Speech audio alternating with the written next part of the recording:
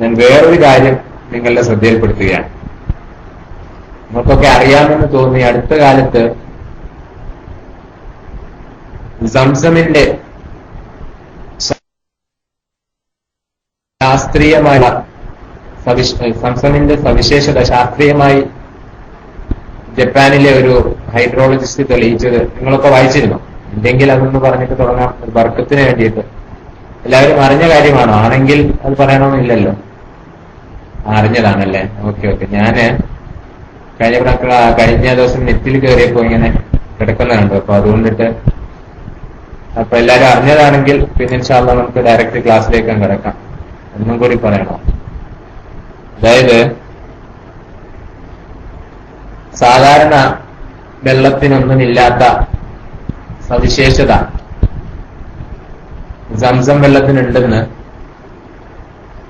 ജപ്പാനിലെ ഹൈഡ്രോളജിസ്റ്റായ ഡോക്ടർ മസാറോ ഇമോട്ടോ അദ്ദേഹം ഈ അടുത്ത സമയത്ത് ചിത്രപ്പെടുകയും വ്യക്തമായി പറയുകയാണെങ്കിൽ 1000 തുള്ളി സാധാരണ വെള്ളത്തിലേക്ക് 1000 തുള്ളി സാധാരണ വെള്ളത്തിലേക്ക് 1 തുള്ളി സംസം വെള്ളം ചേർത്താൽ മുഴുവൻ വെള്ളത്തിനും സംസമിന്റെ പ്രത്യേകത ലഭിക്കുമെന്ന് ടോക്കിയോയിലെ ഹാഡോ സയന്റിഫിക് റിസർച്ച് ഇൻസ്റ്റിറ്റ്യൂട്ട് മേധാവി കൂടിയായ ഡോക്ടർ മസാറോ ഇമോട്ടോ അദ്ദേഹം ജിദ്ദയിൽ വെച്ച് നടത്തിയ പ്രഭാഷണത്തിലാണ് ഇക്കാര്യം പറഞ്ഞത്. അതായത് ഈ സംസം വെള്ളം നമ്മൾ മൈക്രോസ്കോപ്പിലൂടെ പരിശോധിക്കുകയാണെങ്കിൽ ഈ സംസമിന്റെ ഉള്ളിലുള്ള ആ ക്രിസ്റ്റൽസ് അല്ലെങ്കിൽ ആ പരലുകൾ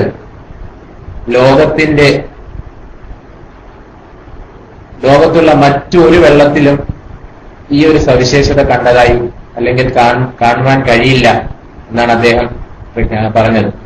അതായത് ഈ സംസം വെള്ളത്തിന്റെ ഉള്ളിലുള്ള ക്രിസ്റ്റൽസ് ശരിക്കും പറഞ്ഞാൽ അത് കെമിക്കൽ ബോണ്ടിങ് ആണ്. നമുക്കൊക്കെ അറിയാം, വെള്ളം H2O എന്ന് പറയുന്ന സംഭവമാണ്. അപ്പൊ 2 ഹൈഡ്രജനും 1 ഓക്സിജനും കൂടി കെമിക്കൽ ബോണ്ട് വഴിയാണ് വെള്ളം ഉണ്ടാകുന്നത്. അപ്പൊ ഈ സംസം വെള്ളത്തിൽ ഉണ്ടാകുന്ന ബോണ്ടിങ്ങുകൾ ആരും ഇപ്പൊ PM ചെയ്യരുത്. ഈ സംസം വെള്ളത്തിൽ ഉണ്ടാകുന്ന ഈ ബോണ്ടിങ്ങുകൾ ലോകത്തെ മറ്റൊരു വെള്ളത്തിലും ഉള്ളായി അദ്ദേഹം കണ്ടിട്ടില്ല.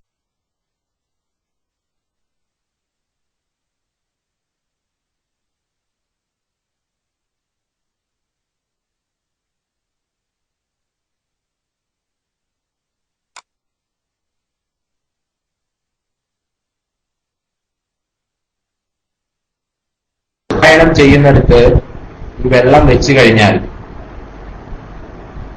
ഈ വെള്ളത്തിന്റെ പരലുകളിൽ ഈ ബിസ്മി സൂക്തം അല്ലെങ്കിൽ ബിസ്മില്ലാഹിർ റഹ്മാൻ റഹീം പോലുള്ള ഖുർആനിക സൂക്തങ്ങൾ ഓതുമ്പോൾ ഈ വെള്ളത്തിന്റെ പരലുകളെ അല്ലെങ്കിൽ ഈ കെമിക്കൽ ബോണ്ടിങ്ങിനെ അത് വല്ലാതെ സ്വാധീനിക്കുന്നതായി അദ്ദേഹം കണ്ടെത്തി.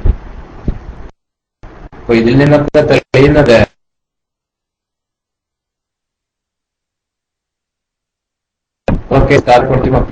ത്തിൽ മന്ത്രിച്ച് നാം പക്ഷേ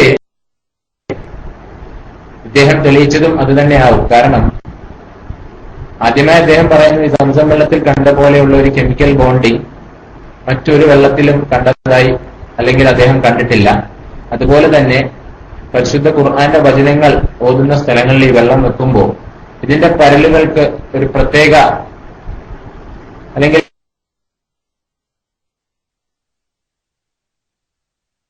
അതിൽ അദ്ദേഹം എന്നതാണ്. ശരിക്കും അദ്ദേഹം ഈ ശരിക്കും പറഞ്ഞാൽ ഈ വെള്ളം ഖുർആൻ സൂക്തം ഉള്ളിടത്ത് വെച്ചതിന് ശേഷം രണ്ടാമത് വീണ്ടും എടുത്ത് മൈക്രോസ്കോപ്പിൽ പരിശോധിച്ചപ്പോ ആദ്യം കണ്ട ആ ഒരു ക്രിസ്റ്റൽസ് അല്ല രണ്ടാമതായി അദ്ദേഹം കണ്ടത്. ഒരുപക്ഷെ എന്റെ ഭാഷയിലൊക്കെ പറയുകയാണെങ്കിൽ ഒരുപക്ഷെ ആന്റി ഓക്സിഡന്റിന്റെ അളവുകളൊക്കെ ചിലപ്പോൾ അതിൽ കൂടിയിട്ടുണ്ടാവും. ആന്റി ഓക്സിഡന്റ്സ് ആണ് പലപ്പോഴും നമുക്ക് അസുഖം ഭേദമാക്കാൻ നമ്മുടെ ശരീരത്തെ സഹായിക്കുന്ന ഒരു പ്രത്യേക ഘടകം. ഇതൊക്കെ ആയിരിക്കാം ഒരുപക്ഷെ അതിൽ കൂടിയിട്ടുള്ളത്. ഏതായാലും ശാസ്ത്രീയമായിട്ട് വെള്ളത്തിൽ മന്ത്രിച്ച് അല്ലെങ്കിൽ വെള്ളത്തിൽ ഖുർആനിക സൂക്തങ്ങൾ ഓതി കുടിക്കുന്നത് ശാസ്ത്രീയമായി കൂടി തെളിയിക്കപ്പെട്ടതോടെ ഇനിയിപ്പോ അതിന്റെ പിറകിൽ ആരും വെള്ളം വെച്ചിട്ട് പ്രശ്നങ്ങളൊന്നും ഉണ്ടാക്കേണ്ട, ശാസ്ത്രീയപരമായിട്ടും അത് തെളിയിക്കപ്പെട്ടു കഴിഞ്ഞു. ഞാൻ എന്റെ വിഷയത്തിലേക്ക് മടങ്ങുന്നു. നവംബർ 14 ലോക പ്രമേഹ ദിനമാണ്. അതായത് ലോകത്ത പ്രമേഹം പിടിപെട്ടവരെ ഓർക്കുകയും അവരുടെ വേദനകളിലും കഷ്ടപ്പാടുകളിലും ഒക്കെ ഓർക്കുകയും ചെയ്യുന്ന ഒരു ദിവസമായിട്ടാണ് ഈ നവംബർ 14 പിന്നെ നമ്മൾ ഓർക്കുന്നത്. ഇതിന്റെ ഒരു പ്രത്യേകത, ഈ നവംബർ 14 പ്രമേഹ രോഗത്തിന് അത്ഭുതകരമായ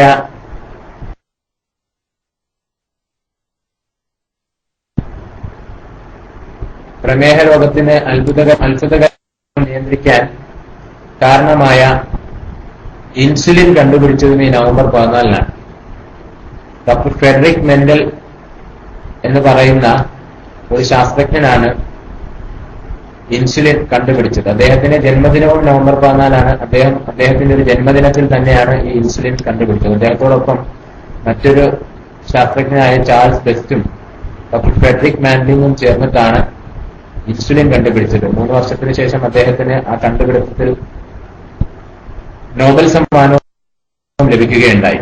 ഏതായാലും പ്രമേഹത്തെ പറ്റി മുമ്പൊക്കെ ഒരുപാട് ക്ലാസുകൾ ഞാൻ പലപ്പോഴും എടുത്തിട്ടുള്ളതാണ്. വളരെ ചുരുക്കി അല്പം ചില കാര്യങ്ങൾ ഇൻഷാ അല്ലാഹ് ഞാൻ നിങ്ങളുടെ ഓർമ്മയിൽ പെടുത്തുകയാണ്. പ്രമേഹത്തെ പറ്റി ചിന്തിക്കുമ്പോൾ എന്റെ മുന്നിലേക്ക് ആദ്യമായി എത്തുന്നത് ഒരു പഴമൊഴിയാണ്. അതായത്, ഇന്നലെ നിങ്ങൾ അല്ലെങ്കിൽ ഇന്നലെ നമ്മൾ എങ്ങനെ ജീവിച്ചുവോ എന്നതിനെ ആശ്രയിച്ചാണ് നാം ഇന്നുള്ളത്. നാം ഇന്ന് എങ്ങനെ ജീവിക്കുന്നുവോ എന്നതിനെ ആശ്രയിച്ചാണ്, അല്ലെങ്കിൽ ഇന്ന് നാം എങ്ങനെ ജീവിക്കുന്നു എന്നതിനെ ആശ്രയിച്ചാണ് നാം നാളെയുള്ളത്. ശരിക്കും പറഞ്ഞാൽ ഇന്നലെ നമ്മൾ എങ്ങനെ ഭക്ഷണം കഴിച്ചു അതിന്റെ ഒരു ഔട്ട്കമാണ് നാം ഇന്ന് അനുഭവിക്കുന്നത്. ഇന്ന് നാം എങ്ങനെ ഭക്ഷണം കഴിക്കുന്നു അതിന്റെ ഒരു ഔട്ട്കമാണ് നാം നാളെ അനുഭവിക്കാൻ. പാരമ്പര്യത്തിന്റെ പേരിൽ പലപ്പോഴും പ്രതിക്കൂട്ടിൽ നിർത്താറുണ്ട്. വാപ്പായ്ക്ക് പ്രമേഹം ഉണ്ടായതുകൊണ്ടാണ് എനിക്ക് പ്രമേഹം പിടിപെട്ടത്, അല്ലെങ്കിൽ വീട്ടിൽ മറ്റാർക്കെങ്കിലോ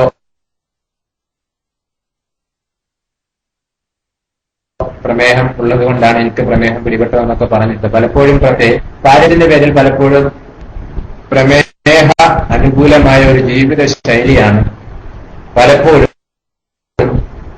പ്രമേഹം പിടിപെടാൻ കാരണമാകുന്ന പ്രധാന കാരണം. നമ്മുടെ കേരളത്തിന്റെ കണക്കടിക്കുകയാണെങ്കിൽ വർഷം തോറും പ്രമേഹ രോഗികളുടെ എണ്ണം ക്രമാതീതമായി വർദ്ധിക്കുന്നതായിട്ടാണ് കണ്ടുവരുന്നത്. അതോടൊപ്പം വളരെ ആശങ്കാജനകമായ മറ്റൊരു കാര്യം, വർഷം തോറും പ്രമേഹം പിടിപെടുന്ന ആളുകളുടെ എണ്ണം വർദ്ധിക്കുമ്പോഴും പ്രമേഹം പിടിപെടാവുന്ന ആ വയസ്സ് അല്ലെങ്കിൽ ഏജ് അത് ക്രമാതീതമായി കുറയുകയും ചെയ്യുന്നു. പണ്ടൊക്കെ 50ഉം 60ഉം വയസ്സൊക്കെ ആയിരുന്നു ഒരു പ്രമേഹ പിടിപെടാനുള്ള ഒരു ഏജ് ബാറായി, ഏജ് ലിമിറ്റായി നാം കണക്കാക്കിയിരുന്നതെങ്കിൽ ഇന്നത് 40ഉം 30ഉം 20ഉം ഒക്കെയായി കുറഞ്ഞിരിക്കുന്ന ഒരു അവസ്ഥാവിശേഷത്തിലേക്കാണ് നാം എത്തിച്ചേർന്നിട്ടുള്ളത്. ഈ ഒരു ആമുഖത്തോടെ ഒരു പ്രമേഹത്തെ നമുക്കൊന്ന് പരിചയപ്പെടാം. എന്താണ് പ്രമേഹം? എല്ലാവർക്കും അറിയാവുന്ന കാര്യമാണ്, എന്നാലും ഒരൽപ്പം കാര്യങ്ങൾ. രക്തത്തിലെ പഞ്ചസാരയുടെ അളവ് അമിതമാകുന്ന അവസ്ഥയാണ് പ്രമേഹം. എല്ലാവർക്കും അറിയാവുന്ന കാര്യമാണ്. നമ്മുടെ രക്തത്തിലെ പഞ്ചസാരയുടെ അളവ് അല്ലെങ്കിൽ ബ്ലഡ് ഷുഗറിന്റെ അളവ് ക്രമാതീതമായി വർദ്ധിക്കുന്ന അവസ്ഥയാണ് നാം പ്രമേഹം എന്ന് പറയുന്നത്. നമുക്ക് എല്ലാവർക്കും അറിയാവുന്നതുപോലെ പാൻക്രിയാസ് എന്ന ഗ്രന്ഥി ഉൽപ്പാദിപ്പിക്കുന്ന ഇൻസുലിൻ എന്ന ഹോർമോണാണ് നമ്മുടെ ശരീരത്തിലെ ബ്ലഡ് ഷുഗർ അല്ലെങ്കിൽ രക്തത്തിലെ പഞ്ചസാരയുടെ അളവ് നിയന്ത്രിക്കുന്നത്. ഇതൊക്കെ എല്ലാവർക്കും അറിയാവുന്ന കാര്യമാണ്. അപ്പോൾ ഇൻസുലിൻ വേണ്ടത്ര ഇല്ലാത്തത് മൂലമോ അല്ലെങ്കിൽ ശരീരം ഇൻസുലിനെ സ്വീകരിക്കാതെ വരികയോ ചെയ്യുന്ന അവസ്ഥകളിൽ ശരീരത്തിലെ പഞ്ചസാരയുടെ അളവ് പരിധിക്ക് മുകളിൽ ഉയരുകയും അത് പ്രമേഹം ഉണ്ടാകാൻ കാരണമാകുകയും ചെയ്യും. പ്രധാനമായിട്ടും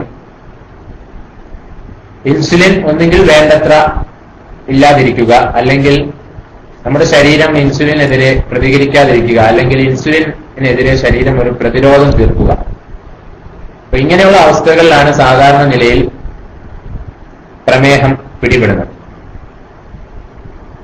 പ്രമേഹം പ്രധാനമായിട്ടും 2 തരമാണുള്ളത്. എല്ലാവർക്കും അറിയാം, type 1 type 2. Type 1 and type diabetes. നാം കാണുന്ന രോഗികളിൽ ഒരു 90% ആളുകളും ഈ ടൈപ്പ് 2 ഡയബറ്റീസ് ഗണത്തിൽപ്പെട്ടവരാണ്.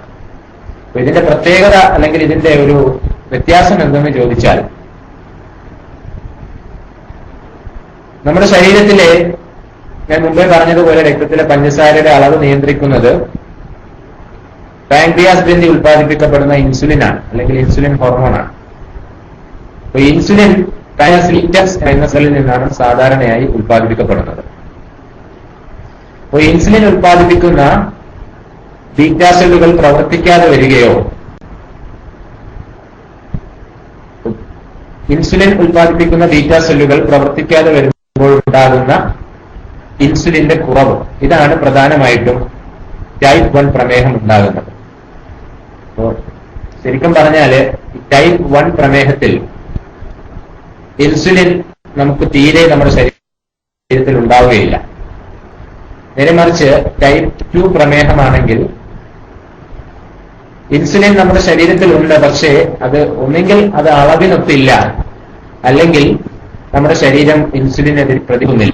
ായിരിക്കും പ്രധാനമായിട്ടും ടൈപ്പ് 2ന്റെ കാരണം. നേരെ മറിച്ച് ടൈപ്പ് 1 ഇൻസുലിൻ അല്ല, ടൈപ്പ് 1 പ്രമേഹമാണെങ്കിൽ നമ്മുടെ ശരീരത്തിൽ ഇൻസുലിൻ തീരെ തന്നെ ഉണ്ടാവുകയില്ല. ഞാൻ മുമ്പ് പറഞ്ഞതുപോലെ ഒരു പ്രമേഹ രോഗികളിൽ 90% ആളുകൾ ഈ ടൈപ്പ് 2 ഡയബറ്റീസ് ഗണത്തിൽപ്പെട്ടവരാണ്. അപ്പോ പ്രധാനമായും ടൈപ്പ് 1 ഞാൻ കാരണം പറഞ്ഞു, ടൈപ്പ് 2 കാരണം പറഞ്ഞു. ഇത് കൂടാതെ ഗർഭവുമായി ബന്ധപ്പെട്ട് അല്ലെങ്കിൽ ഗർഭിണികളായ സ്ത്രീകളിൽ കാണപ്പെടുന്ന പ്രമേഹത്തിനെ നമ്മൾ ഗസ്റ്റേഷണൽ ഡയബറ്റീസ് എന്ന് പറയും. അത് ഗർഭകാലത്ത് മാത്രം കണ്ടുവരുന്ന പ്രമേഹമാണ്.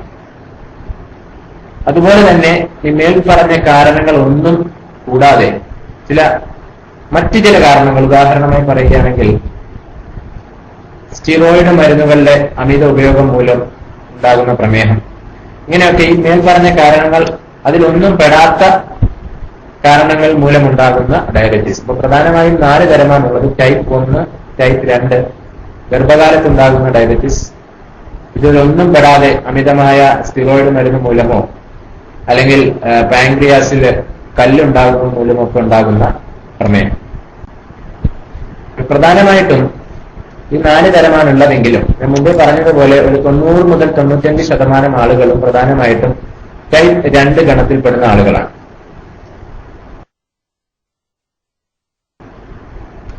ഇനി ഒരു രക്തത്തിലെ അല്ലെങ്കിൽ രക്തപരിശോധനയിലൂടെ നമുക്ക് എങ്ങനെ പ്രമേഹത്തെ മനസ്സിലാക്കാം?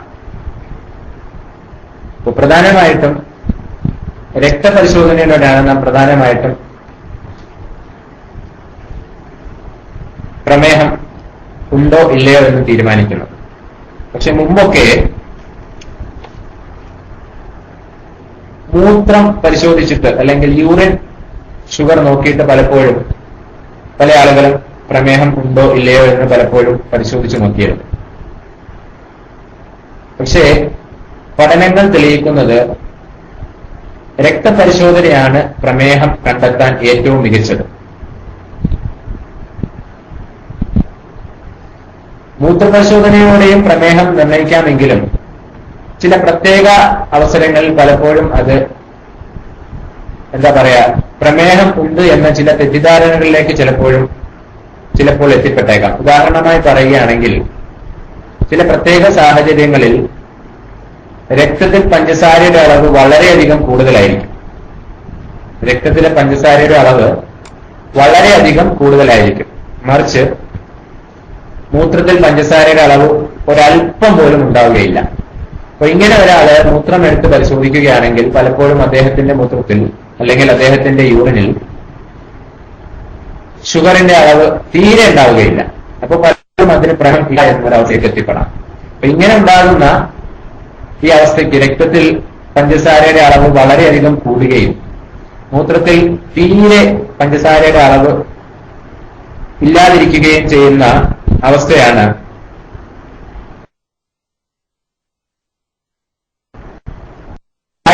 പ്രത്യേക അവസ്ഥ. അത് തന്നെ തിരിച്ചാണ്. രക്തത്തിൽ തീരെ ഉണ്ടാവുകയില്ല, മൂത്രത്തിൽ ഒരുപാട് പഞ്ചസാരയുടെ അളവ് വളരെയധികം കൂടുതലായും കാണാം. അപ്പൊ ഇതിന് നമ്മൾ പറയുന്നത് റീനൽ ഗ്ലൈക്കോസൂറിയ എന്നാണ്.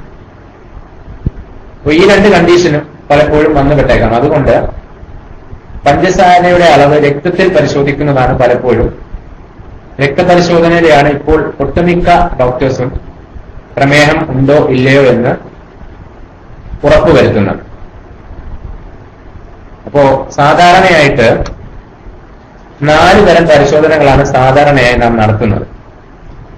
അതിലൊന്ന് നമുക്കൊക്കെ അറിയാവുന്നതുപോലെ ഏറ്റവും ചെലവ് കുറഞ്ഞതും സർവ്വസാധാരണയായി എല്ലാവരും ചെയ്യുന്ന ഒരു പരിശോധനയാണ് റാൻഡം ബ്ലഡ് ഷുഗർ. ഈ റാൻഡം ബ്ലഡ് ഷുഗറിന്റെ പ്രത്യേകത, ബ്ലഡ് എടുക്കുന്നത് നാം കഴിച്ച ഭക്ഷണമായിട്ടോ അല്ലെങ്കിൽ മറ്റെന്തെങ്കിലും നമ്മുടെ ഫാസ്റ്റിങ്ങുമായിട്ടോ അതൊന്നുമായിട്ടും യാതൊരു ബന്ധവുമില്ലാത്ത ഒരു പരിശോധനയാണ് ഈ റാൻഡം ബ്ലഡ് ഷുഗർ. ആഹാരം കഴിച്ചു എപ്പോഴെങ്കിലും എടുക്കുന്ന ബ്ലഡ് ഷുഗർ, അതിനെയാണ് റാൻഡം ബ്ലഡ് ഷുഗർ എന്ന് പറയുന്നത്. അപ്പൊ സാധാരണയായി 200-ൽ കൂടുതലാണ് ഈ റാൻഡം ബ്ലഡ് ഷുഗറിന്റെ അളവെങ്കിൽ, വളരെ പ്രത്യേകം ശ്രദ്ധിക്കുക, പലപ്പോഴും പലരും തെറ്റിദ്ധരിക്കപ്പെടുന്നുണ്ട്. റാൻഡം ബ്ലഡ് ഷുഗറിന്റെ അളവ് 200-ൽ കൂടുതലാണെങ്കിൽ അദ്ദേഹത്തിന് പ്രമേഹം ഉണ്ട് എന്ന് നമുക്ക് ഉറപ്പിക്കാം. റാൻഡം ബ്ലഡ് ഷുഗർ അല്ലെങ്കിൽ RBSന്റെ അളവ് 200-ൽ കൂടുതലോ ആണെങ്കിൽ അദ്ദേഹത്തിന് പ്രമേഹമുണ്ട് എന്ന് നമുക്ക് ഉറപ്പിക്കാം. നേരെ മറിച്ച് 200-ൽ താഴെയാണെങ്കിൽ നമുക്ക് അദ്ദേഹത്തിന് പ്രമേഹം ഇല്ല എന്ന് ഉറപ്പിച്ച് പറയാൻ സാധിക്കില്ല. കാരണം ഇതൊരു റാൻഡം ബ്ലഡ് ഷുഗർ ലെവലാണ്. ഭക്ഷണം കഴിക്കുന്നതുമായിട്ട് അല്ലെങ്കിൽ ഭക്ഷണത്തിന് നമ്മൾ ഫാസ്റ്റിങ്ങുമായിട്ടോ ഒന്നും ബന്ധമില്ലാത്തത് കൊണ്ട് 200-ൽ കൂടുതലാണെങ്കിൽ നമുക്ക് ഉറപ്പിക്കാം. പക്ഷെ 200-ൽ താഴെയാണെങ്കിൽ ഒരിക്കലും നമുക്ക് അദ്ദേഹത്തിന് പൂർണ്ണമായും പ്രമേഹമില്ല എന്ന് ഒരിക്കലും നമുക്ക് പറയാൻ സാധിക്കില്ല. അപ്പൊ അതാണ് ഇതിന്റെ ഒരു പോരായ്മയായി പലപ്പോഴും കണ്ടുവരുന്നത്. കുറച്ചുകൂടി നമുക്ക് കൃത്യമായി പ്രമേഹം നിർണ്ണയിക്കാൻ നമ്മെ സഹായിക്കുന്ന മറ്റൊരു പരിശോധനയാണ് FBS. FBS എല്ലാവർക്കും അറിയാം, ഫാസ്റ്റിംഗ് ബ്ലഡ് ഷുഗർ. RBSനെ അപേക്ഷിച്ച് കുറച്ചുകൂടി അല്ലെങ്കിൽ വളരെ കൃത്യതയോടുകൂടി തന്നെ നമുക്ക് പ്രമേഹമുണ്ടോ ഇല്ലയോ എന്ന് ഉറപ്പിക്കാൻ കഴിയുന്ന ഒരു പരിശോധനയാണ് FBS അല്ലെങ്കിൽ ഫാസ്റ്റിംഗ് ബ്ലഡ് ഷുഗർ. ഇത് പ്രത്യേകമായി ശ്രദ്ധിക്കേണ്ടത്, ആഹാരം കഴിച്ച് 8 മണിക്കൂർ കഴിഞ്ഞ ശേഷം മാത്രമേ ഈ പരിശോധനയ്ക്ക് വേണ്ടി രക്തം കൊടുക്കാൻ പാടുള്ളൂ. ആഹാരം കഴിച്ച് രാത്രിയിൽ ഭക്ഷണം കഴിച്ച് 8 മണിക്കൂറിന് ശേഷം മാത്രമേ ഈ പരിശോധനയ്ക്കായി രക്തം കൊടുക്കാൻ പാടുള്ളൂ. അപ്പോൾ ഇതിൽ ഈ ഫാസ്റ്റിംഗ് ബ്ലഡ് ഷുഗറിൽ രക്തത്തിലെ പഞ്ചസാരയുടെ അളവ് 126 അതിൽ കൂടുതലോ ആണെങ്കിൽ തീർച്ചയായും നമുക്ക് അദ്ദേഹത്തിന് പ്രമേഹം ഉണ്ട് എന്ന് ഉറപ്പിക്കാം. ഞാൻ മുന്നേ പറഞ്ഞ RBS 200 കൂടുതലായി. പക്ഷെ FBSന്റെ കാര്യം വരുമ്പോ, ഫാസ്റ്റിംഗ് ബ്ലഡ് ഷുഗറിന്റെ കാര്യം വരുമ്പോ 126 അതിൽ കൂടുതലോ ആണ് ഒരു FBSന്റെ റിപ്പോർട്ട് ലഭിക്കുന്നതെങ്കിൽ തീർച്ചയായും അദ്ദേഹത്തിന് പ്രമേഹം ഉള്ളതായി തന്നെ നമുക്ക് കണക്കാക്കാം. ഒരു 100 മുതൽ 125 വരെ ഒരു പ്രീ ഡയബറ്റിക് സ്റ്റേറ്റ് എന്നാണ് സാധാരണ നിലയിൽ പറയുന്നത്. 126 അതിൽ കൂടുതലോ ആണെങ്കിൽ തീർച്ചയായും പ്രമേഹം ഉണ്ടെന്ന് ഉറപ്പിക്കാം. 100 മുതൽ 126 വരെ ആണെങ്കിൽ അതിനെ നാം സാധാരണ നിലയിൽ ഒരു പ്രീ ഡയബറ്റിക് സ്റ്റേറ്റ് എന്നാണ് സാധാരണയായത്. ഇത് പ്രീ ഡയബറ്റിക് സ്റ്റേറ്റ് എന്ന് പറഞ്ഞാല് മാജിൻ ലൈവ് ഉണ്ടോ? മാജിൻ ലൈവ് ഉണ്ടോ? ഉണ്ടെങ്കിൽ ഇൻഷാല്ലാ മൈക്ക് റിലീസ് ചെയ്യാം. പിന്നെ എപ്പോഴെങ്കിലും ക്ലാസ് എടുക്കാം. ഉണ്ടോ? മാജിൻ ലൈവ് ഉണ്ടോ? അതൊന്നും പറയുന്നില്ലല്ലോ. ഉണ്ടെങ്കിൽ ക്ലാസ് തുടരാമോ? ക്ലാസ് തുടരാമോ? ക്ലാസ് തുടരാമോ? ആരെങ്കിലും ഒന്ന് എസ് അടിച്ചാൽ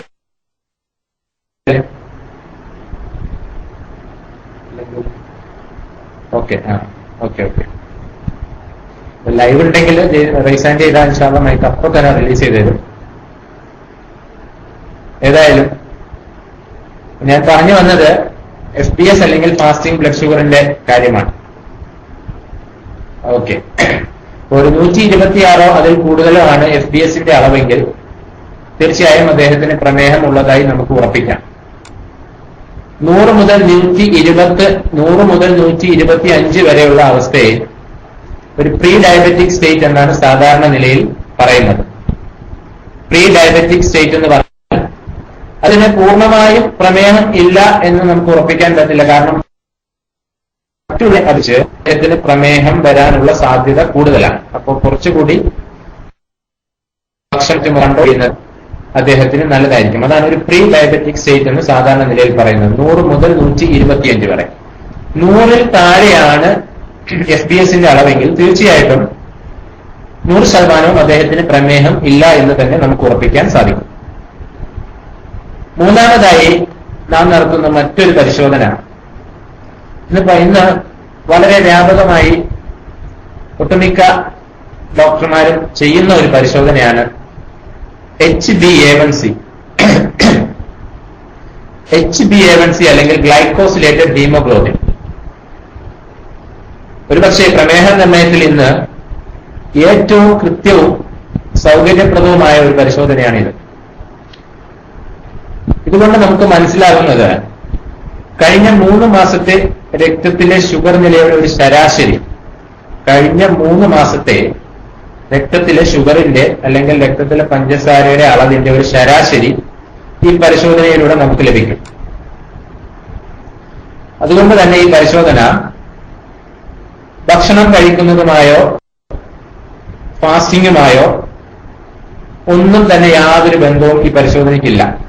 അപ്പൊ അതുകൊണ്ട് നമുക്ക് ഏത് സമയത്ത് വേണമെങ്കിലും നമുക്ക് രക്തം കൊടുക്കാവുന്നതാണ്. HbA1c FPS പോലെ നമ്മൾ ഫാസ്റ്റിംഗ് ഒന്നും ചെയ്യേണ്ട കാര്യമില്ല.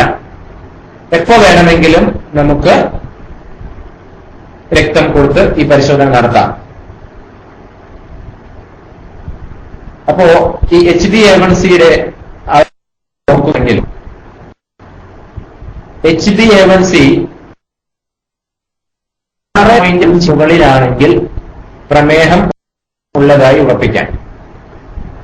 HbA1c പലപ്പോഴും നമ്മളൊക്കെ ഹോസ്പിറ്റലിൽ പോകുമ്പോൾ ഇതിൽ പ്രമേഹമുള്ള ആളുകളൊക്കെ ഒന്ന് എസ്സടിച്ച്, ഞാൻ ഈ ക്ലാസ് എടുക്കുമ്പോ ഇത് കേട്ടുകൊണ്ടിരിക്കുന്നവരിൽ ആർക്കെങ്കിലും പ്രമേഹമുള്ള ആളുകളുണ്ടോ? പ്രമേഹമുള്ളവരാ? കണ്ണമംഗലം പ്രമേഹമുണ്ടോ? സുബ്ഹാനല്ലാഹ്. അപ്പോ പലപ്പോഴും നിങ്ങളൊക്കെ ഹോസ്പിറ്റലിൽ ചെല്ലുമ്പോ ഡോക്ടർ ചെയ്യുന്ന ഒരു പരിശോധനയാണ് ഈ HbA1c. HbA1c എന്ന് പറയുന്നത് ഞാൻ മുമ്പേ പറഞ്ഞതുപോലെ കഴിഞ്ഞ 3 മാസത്തെ രക്തത്തിലെ പഞ്ചസാരയുടെ ഒരു ആവറേജ് അല്ലെങ്കിൽ ഒരു ശരാശരിയാണ് ഇതുമൂലം നമുക്ക് ലഭിക്കുന്നത്. അപ്പൊ HbA1cയുടെ വാല്യൂ 6.5 മുകളിലാണെങ്കിൽ 6.5 and above എന്ന് ഉറപ്പിക്കാം. HbA1c 6.5 and above പ്രമേഹം ഉണ്ട് എന്ന് തന്നെ നമുക്ക് ഉറപ്പിക്കാം. ബിറ്റ്വീൻ 5.7 and 6.4 5.7 മുതൽ 6.4 വരെ ഞാൻ മുന്നേ പറഞ്ഞതുപോലെ it's A pre diabetic state. Okay. 6.5 അതിൽ മുകളിലുമാണെങ്കിൽ ഡയബറ്റീസ് ആണ്. Between 5.7 and 6.4 5.7 and 6.4 pre diabetes ആണ്. 5.6 താഴെയാണെങ്കിൽ അദ്ദേഹത്തിന് പ്രമേഹം ഇല്ല. ഓക്കെ. അപ്പോ മോയിൻ ഉസ്താദിന് എപ്പോഴും 280 ഇൻഷാല്ലാ നമുക്ക് പരിഹാരം ഉണ്ടാക്കാം. ക്ലാസ് കഴിയുമ്പോൾ ഒക്കെ പരിഹാരം ഉണ്ടാവും ഇൻഷാല്ലാ. ഇപ്പോ 6.5 and above കൂടുതലാണെങ്കിൽ പ്രമേഹമുണ്ട് HbA1c. 5.7 മുതൽ 6.4 വരെയാണെങ്കിൽ പ്രീ ഡയബറ്റിക് സ്റ്റേറ്റ് ആണ്. 5.6 താഴെയാണെങ്കിൽ അദ്ദേഹത്തിന് പ്രമേഹം ഇല്ല. അടുത്തതായി മറ്റൊരു പരിശോധന, സാധാരണ നിലയിൽ ഗർഭിണികളായ സ്ത്രീകളിൽ പ്രമേഹമുണ്ടോ ഇല്ലയോ എന്ന് പരിശോധിക്കുന്നതിന് വേണ്ടി നാം ടെസ്റ്റ് പലപ്പോഴും നമ്മളാരും ചെയ്യാനില്ല.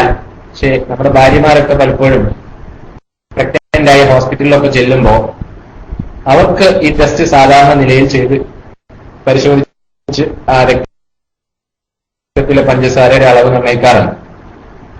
അതിന് പറയുന്ന പേരാണ് oral glucose tolerance test.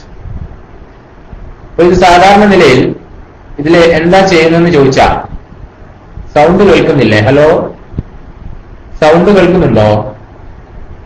Sound കേൾക്കുന്നുണ്ടോ? ഇടയ്ക്ക് ഒരു എസ് അടിച്ചാലേ ഞാനല്ല DC ആയി പോയെന്ന് വിചാരിക്കും, അതാണ്. ഓക്കെ. അപ്പൊ ഈ ഓറൽ ഗ്ലൂക്കോസ് ടോളറൻസ് ടെസ്റ്റ് എന്ന് പറയുന്നത് സാധാരണ ചെയ്യുന്നത് എങ്ങനെയാണെന്ന് ചോദിച്ചാൽ, ഒരു 75 ഗ്രാം ഗ്ലൂക്കോസ്, 75 ഗ്രാം ഗ്ലൂക്കോസ് നമ്മൾ കുടിക്കാനായിട്ട് നൽകും. 75 ഗ്രാം ഗ്ലൂക്കോസ് കുടിക്കാൻ നൽകിയ ശേഷം കൃത്യം 2 മണിക്കൂറിന് ശേഷം നമ്മൾ രക്തത്തിലെ പഞ്ചസാരയുടെ അളവ് നോക്കും. മനസ്സിലായില്ലേ? 75 ഗ്രാം ഗ്ലൂക്കോസ് കുടിക്കാൻ നൽകിയ ശേഷം രക്തത്തിലെ ഗ്ലൂക്കോസിന്റെ അളവ് 2 മണിക്കൂറിന് ശേഷം, ഓക്കെ, 2 മണിക്കൂറിന് ശേഷം, 2 മണി കഴിഞ്ഞ ശേഷം നമ്മൾ പരിശോധിച്ചു നോക്കും. ഇതാണ് ഈ ഓറൽ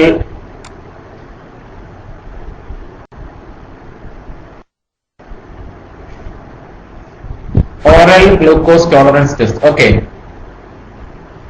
അപ്പോ സാധാരണ നിലയിൽ ഈ ഓറൽ ഗ്ലൂക്കോസ് ടോളറൻസ് ടെസ്റ്റ് 200 താഴെയാണെങ്കിൽ ഈ ഗർഭിണിക്ക് പ്രമേഹം ഉള്ളതായി നമുക്ക് ഉറപ്പിക്കാം. അപ്പൊ ഇതാണ് ഈ ഓറൽ ഗ്ലൂക്കോസ് ടോളറൻസ് ടെസ്റ്റ്. ഞാൻ ആദ്യം RDS പറഞ്ഞു, രണ്ടാമതായി FDS പറഞ്ഞു, മൂന്നാമതായി HbA1c, നാലാമതായിട്ട് ഓറൽ ഗ്ലൂക്കോസ് ടോളറൻസ് ടെസ്റ്റ്, അഞ്ചാമതായി അടുത്ത പറയുന്നത് പോസ്റ്റ് പ്രാൻഡിയൽ ബ്ലഡ് ഷുഗർ അല്ലെങ്കിൽ PPBS. Post prandial blood sugar അല്ലെങ്കിൽ PPBS. ഇത് സാധാരണ നിലയിൽ പരിശോധിക്കുന്നത് ഭക്ഷണം കഴിച്ചതിന് ശേഷം 1.5 മുതൽ 2 മണിക്കൂർ കഴിഞ്ഞതിന് ശേഷം രക്തത്തിലെ പഞ്ചസാരയുടെ അളവ് നോക്കുക. അപ്പൊ സാധാരണയായി ഭക്ഷണം കഴിച്ച് 1.5 മുതൽ 2 മണിക്കൂറിന് ശേഷം രക്തത്തിലെ പഞ്ചസാരയുടെ അളവ് പരിശോധിക്കുന്നതിനാണ് സാധാരണ നിലയിൽ നമ്മൾ പോസ്റ്റ് പ്രാൻഡിയൽ ബ്ലഡ് ഗ്ലൂക്കോസ് അല്ലെങ്കിൽ പോസ്റ്റ് പ്രാൻഡിയൽ ബ്ലഡ് ഷുഗർ എന്ന് പറയുന്നത്. അപ്പൊ ഇതിന്റെ നോർമൽ സാധാരണയായി 140 താഴെയാണ്. 140 താഴെയാണ് ഇതിന്റെ നോർമൽ വാല്യൂ. 200 അല്ലെങ്കിൽ 200 കൂടുതലോ ഈ പോസ്റ്റ് പ്രാൻഡിയൽ ബ്ലഡ് ഷുഗറിന്റെ അളവാണെങ്കിൽ തീർച്ചയായും അദ്ദേഹത്തിന് പ്രമേഹം ഉണ്ട് എന്ന് നമുക്ക് ഉറപ്പിക്കാം. 140 മുതൽ 199 വരെ ഒരു പ്രീ ഡയബറ്റിക് സ്റ്റേറ്റ് ആണ്. അപ്പൊ ഇതാണ് പ്രധാനമായും ഒരാൾക്ക് പ്രമേഹം ഉണ്ടോ ഇല്ലയോ എന്ന് ഉറപ്പിക്കാൻ കഴിയുന്ന 5 പരിശോധനകളാണ് ഞാൻ ഈ പറഞ്ഞത്. ഒന്നാമതായിട്ട് ഫാസ്റ്റിംഗ് ബ്ലഡ് ഷുഗർ, ഒന്നാമതായിട്ട് റാൻഡം ബ്ലഡ് ഷുഗർ, രണ്ടാമതായി ഫാസ്റ്റിംഗ് ബ്ലഡ് ഷുഗർ, മൂന്നാമതായിട്ട് ഗ്ലൈക്കോസിലേറ്റഡ് ഹീമോഗ്ലോബിൻ HbA1c, നാലാമതായിട്ട് ഓറൽ ഗ്ലൂക്കോസ് ടോളറൻസ് ടെസ്റ്റ്, അഞ്ചാമതായി പോസ്റ്റ് പ്രാൻഡിയൽ ബ്ലഡ് ഷുഗർ. ഇതിന്റെയൊക്കെ നോർമൽ വാല്യൂ ഞാൻ നിങ്ങൾക്ക് പറഞ്ഞു. ഇനി സ്വാഭാവികമായിട്ടും ഞാൻ മുന്നേ പറഞ്ഞതുപോലെ 95% രോഗികളും ടൈപ്പ് 2 അല്ലെങ്കിൽ ടൈപ്പ് 2 പ്രമേഹം ബാധിച്ചവരാണ്. എങ്കിലും ഇത് ടൈപ്പ് 1 ആണോ അല്ലെങ്കിൽ ടൈപ്പ് 2 ആണോ എന്ന് വേർതിരിച്ചറിയാൻ ചില പരിശോധനകളുണ്ട്. ഈ ടൈപ്പ് 1 ഡയബറ്റീസ് സാധാരണ നിലയിലും കുട്ടികളിലാണ് കണ്ടുവരുന്നത്. എങ്കിലും കുട്ടികൾക്കുണ്ടെങ്കിൽ തന്നെയും അത് ടൈപ്പ് 1 ആണോ അല്ലെങ്കിൽ ടൈപ്പ് 2 ആണോ എന്ന് തിരിച്ചറിയാനായിട്ട് ചില പ്രത്യേകതരം പരിശോധനകൾ നാം സാധാരണ നിലയിൽ ചെയ്തു നോക്കാറുണ്ട്.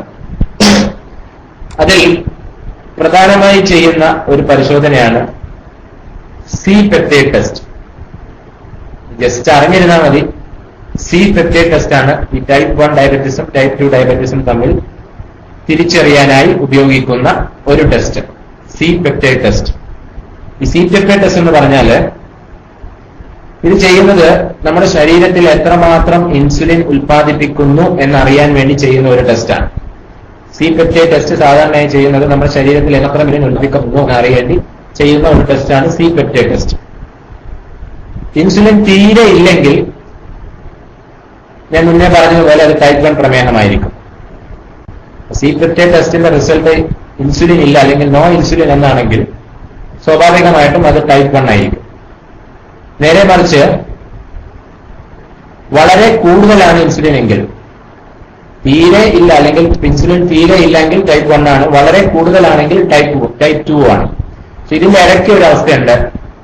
വളരെ കൂടുതലും അല്ല വളരെ കുറവല്ലാത്ത ഒരു അവസ്ഥയാണ് വരുന്നതെങ്കിൽ നമുക്ക് എങ്ങനെ അത് മനസ്സിലാക്കാൻ പറ്റും? ടൈപ്പ് 1 ആണോ ടൈപ്പ് 2 ആണോ എന്ന് മനസ്സിലാക്കുന്നത് നമ്മൾ 6 മാസത്തിന് ശേഷം ഒന്നും കൂടി ഈ സി പെപ്റ്റൈഡ് ടെസ്റ്റ് റിപ്പീറ്റ് ചെയ്യും. അപ്പോ 6 മാസം കഴിഞ്ഞ് സി പെപ്റ്റൈഡ് ടെസ്റ്റ് റിപ്പീറ്റ് ചെയ്യും. ഗ്ലൂക്കോസിന്റെ അളവിൽ കാര്യമായ മാറ്റമുണ്ട് അല്ലെങ്കിൽ ഗ്ലൂക്കോസിന്റെ അളവ് ക്രമാതീതമായി കൂടുന്നുവെങ്കിൽ നമുക്ക് എന്ത് മനസ്സിലാക്കാം? ശരീരത്തിൽ ഇൻസുലിന്റെ ഉൽപാദനം വളരെ കുറവാണ്. അപ്പോൾ തീർച്ചയായിട്ടും അത് ടൈപ്പ് 1 ഡയബറ്റീസ് ആണ്.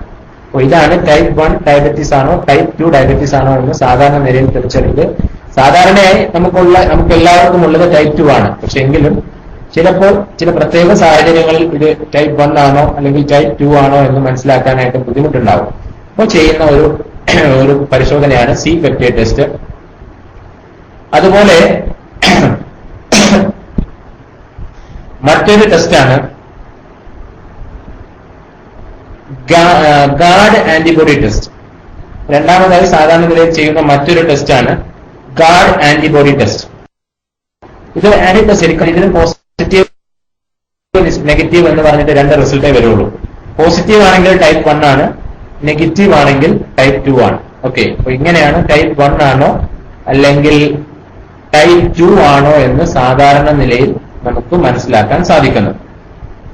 ഇനി ഞാൻ ഈ രക്തപരിശോധനയൊക്കെ പറഞ്ഞെങ്കിലും പലപ്പോഴും പലർക്കും ഉള്ള ഒരു സംശയമാണ്. നമ്മുടെയൊക്കെ വീടുകളിൽ, ഇപ്പോ എന്റെ വീട്ടിലാണെങ്കിൽ എന്റെ ഉപ്പായിക്ക് ഷുഗർ ഉണ്ട്. അപ്പൊ എന്റെ വീട്ടിൽ പലപ്പോഴും ഈ ലാബിൽ പോയി രക്തം കൊടുത്ത് പരിശോധിക്കാനുള്ള ബുദ്ധിമുട്ടുള്ളതായത് കൊണ്ടിട്ട് വീട്ടിൽ തന്നെ നമ്മളൊക്കെ പലപ്പോഴും ഉപയോഗിക്കുന്ന അല്ലെങ്കിൽ നമ്മൾ സ്വന്തമായി തന്നെ ടെസ്റ്റ് ചെയ്യുന്നത് ഗ്ലൂക്കോമീറ്റർ സ്ട്രിപ്പിലൂടെയാണ്.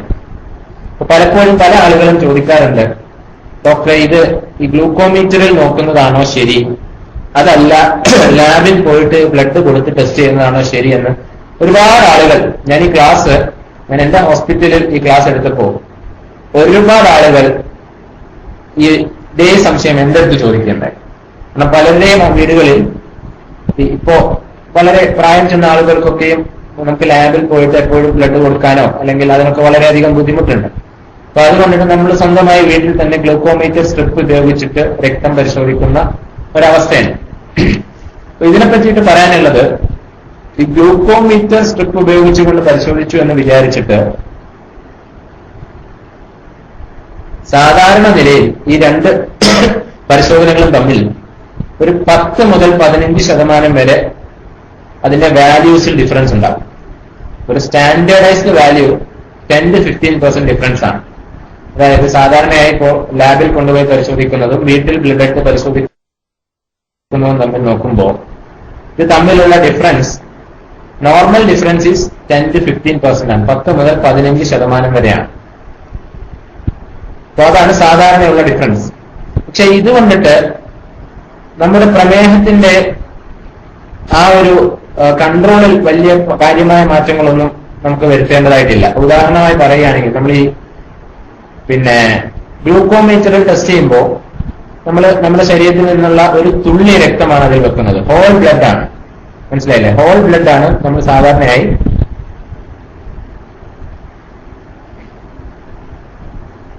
നിയാമുബി. ഞാൻ ക്ലാസ് കഴിഞ്ഞിട്ട് നിങ്ങൾ സംശയം ചോദിക്കും, ഇപ്പൊ ആരും ദയവ് ചെയ്തിട്ട് ഒരു മിനിറ്റ് ഞാനൊന്ന് DND ഇട്ടോട്ടെ, സ്ക്രീൻ കാണുന്നില്ല. ഒരു മിനിറ്റ് ഒന്ന് DND ഇട്ടോട്ടെ.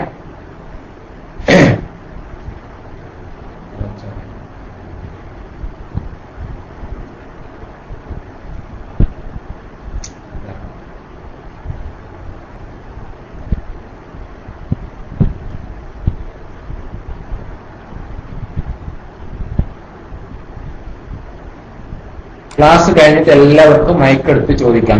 സമയം ഉണ്ടെങ്കിൽ. ഇപ്പൊ ആരും എന്താ ചെയ്യരുത്, PM ചെയ്യരുത്. PM ചെയ്താല് നമുക്ക് ഈ പറയുന്നതിൽ നിന്ന് എന്തെങ്കിലുമൊക്കെ മാറിപ്പോകും. അതുകൊണ്ടാണ്. അപ്പൊ ഞാൻ പറഞ്ഞു വന്നത് ഇതാണ്. അപ്പോ നമ്മുടെ വീട്ടില് നമ്മുടെ ഗ്ലൂക്കോമീറ്ററിലാണ് സാധാരണ ടെസ്റ്റിലെങ്കിൽ ആണ് സംഭവിക്കുന്നത് വെച്ചാൽ ഹോൾ ബ്ലഡ് ആണ് പലപ്പോഴും കൊടുക്കുന്നത്. ഹോൾ ബ്ലഡ് ആണ്. നേരെ മറിച്ച് ലാബിലാണ് നമ്മൾ പരിശോധനയ്ക്ക് നൽകുന്നതെങ്കിൽ അവർ ശരിക്കും പറഞ്ഞാല് പിന്നെ ലാബിൽ കൊടുക്കുമ്പോ പ്ലാസ്മയിലെ ഗ്ലൂക്കോസ് ആണ് ശരിക്കും. അതിൽ നിന്ന് സീറം മാറ്റിയിട്ട് പ്ലാസ്മ ഗ്ലൂക്കോസ് ലെവലാണ് ലാബിൽ പരിശോധിച്ച് ലഭിക്കുന്നത്. അപ്പൊ ഇതാണ് ഇത് തമ്മിലുള്ള വ്യത്യാസം. ഒന്ന് ഹോൾ ബ്ലഡിൽ നിന്നുള്ളതാണ് കിട്ടുന്നത്, മറ്റേത് പ്ലാസ്മയിൽ നിന്നുള്ള പഞ്ചസാരയുടെ അല്ലെങ്കിൽ പിന്നെ ഗ്ലൂക്കോസിന്റെ അളവാണ് ലഭിക്കുന്നത്. ഇത് തമ്മിലുള്ള നോർമൽ ഡിഫറൻസ് ഒരു 10 മുതൽ 15% വരെയാണ്. ഇത് കൊണ്ടിട്ട് ഒരു പ്രമേഹ രോഗിയുടെ അദ്ദേഹത്തിന്റെ ട്രീറ്റ്മെന്റിൽ കാര്യമായ ഒരു പ്രത്യേകിച്ച് ഇപ്പൊ ഉദാഹരണമായി പറയുകയാണെങ്കിൽ പ്രമേഹമുള്ള ആളുകൾ പലപ്പോഴും രാത്രി ചിലപ്പോഴൊക്കെ ഭക്ഷണമൊക്കെ ചിലപ്പോൾ മിസ്സാക്കിയിട്ട് കിടന്നുറങ്ങുമ്പോൾ രാവിലെ സ്വാഭാവികമായിട്ടും അവരിൽ പിന്നെ ബ്ലഡ് ഷുഗർ വളരെയധികം കുറഞ്ഞിട്ട് നാക്കൊക്കെ കുഴഞ്ഞ് ശരീരമൊക്കെ വിയർത്ത് വളരെയധികം ബുദ്ധിമുട്ടുണ്ടാകുന്ന ഒരു അവസ്ഥ ഉണ്ടാവാറുണ്ട്. അപ്പൊ ഇദ്ദേഹത്തെ നമുക്ക് പെട്ടെന്ന് എടുത്തു കൊണ്ടുപോയി ലാബിൽ കൊണ്ടുപോയിട്ട് ഇദ്ദേഹത്തിന്റെ ബ്ലഡ് ഷുഗർ പലപ്പോഴും നമുക്ക് ടെസ്റ്റ് ചെയ്യാൻ സാധിക്കില്ല. അപ്പൊ അങ്ങനെയുള്ള അവസരങ്ങളിൽ ഈ ഗ്ലൂക്കോമീറ്റർ നമ്മുടെ വീടുകളിൽ ഉണ്ടെങ്കിൽ നമുക്ക് മോണിറ്റർ ചെയ്യാൻ തീർച്ചയായിട്ടും ഈ ഗ്ലൂക്കോമീറ്റർ കൊണ്ട് സാധിക്കും. അപ്പൊ അതുകൊണ്ടാണ് ഇപ്പോ പരിശോധനയുടെ കാര്യത്തിൽ 10 മുതൽ 15% വ്യത്യാസമേ സാധാരണ നിലയിൽ കാണാറുള്ളൂ. അത് പഠനങ്ങൾ തെളിയിക്കുന്നതാണ്, സ്റ്റാൻഡർഡൈസ്ഡ് വാല്യൂ ആണ്.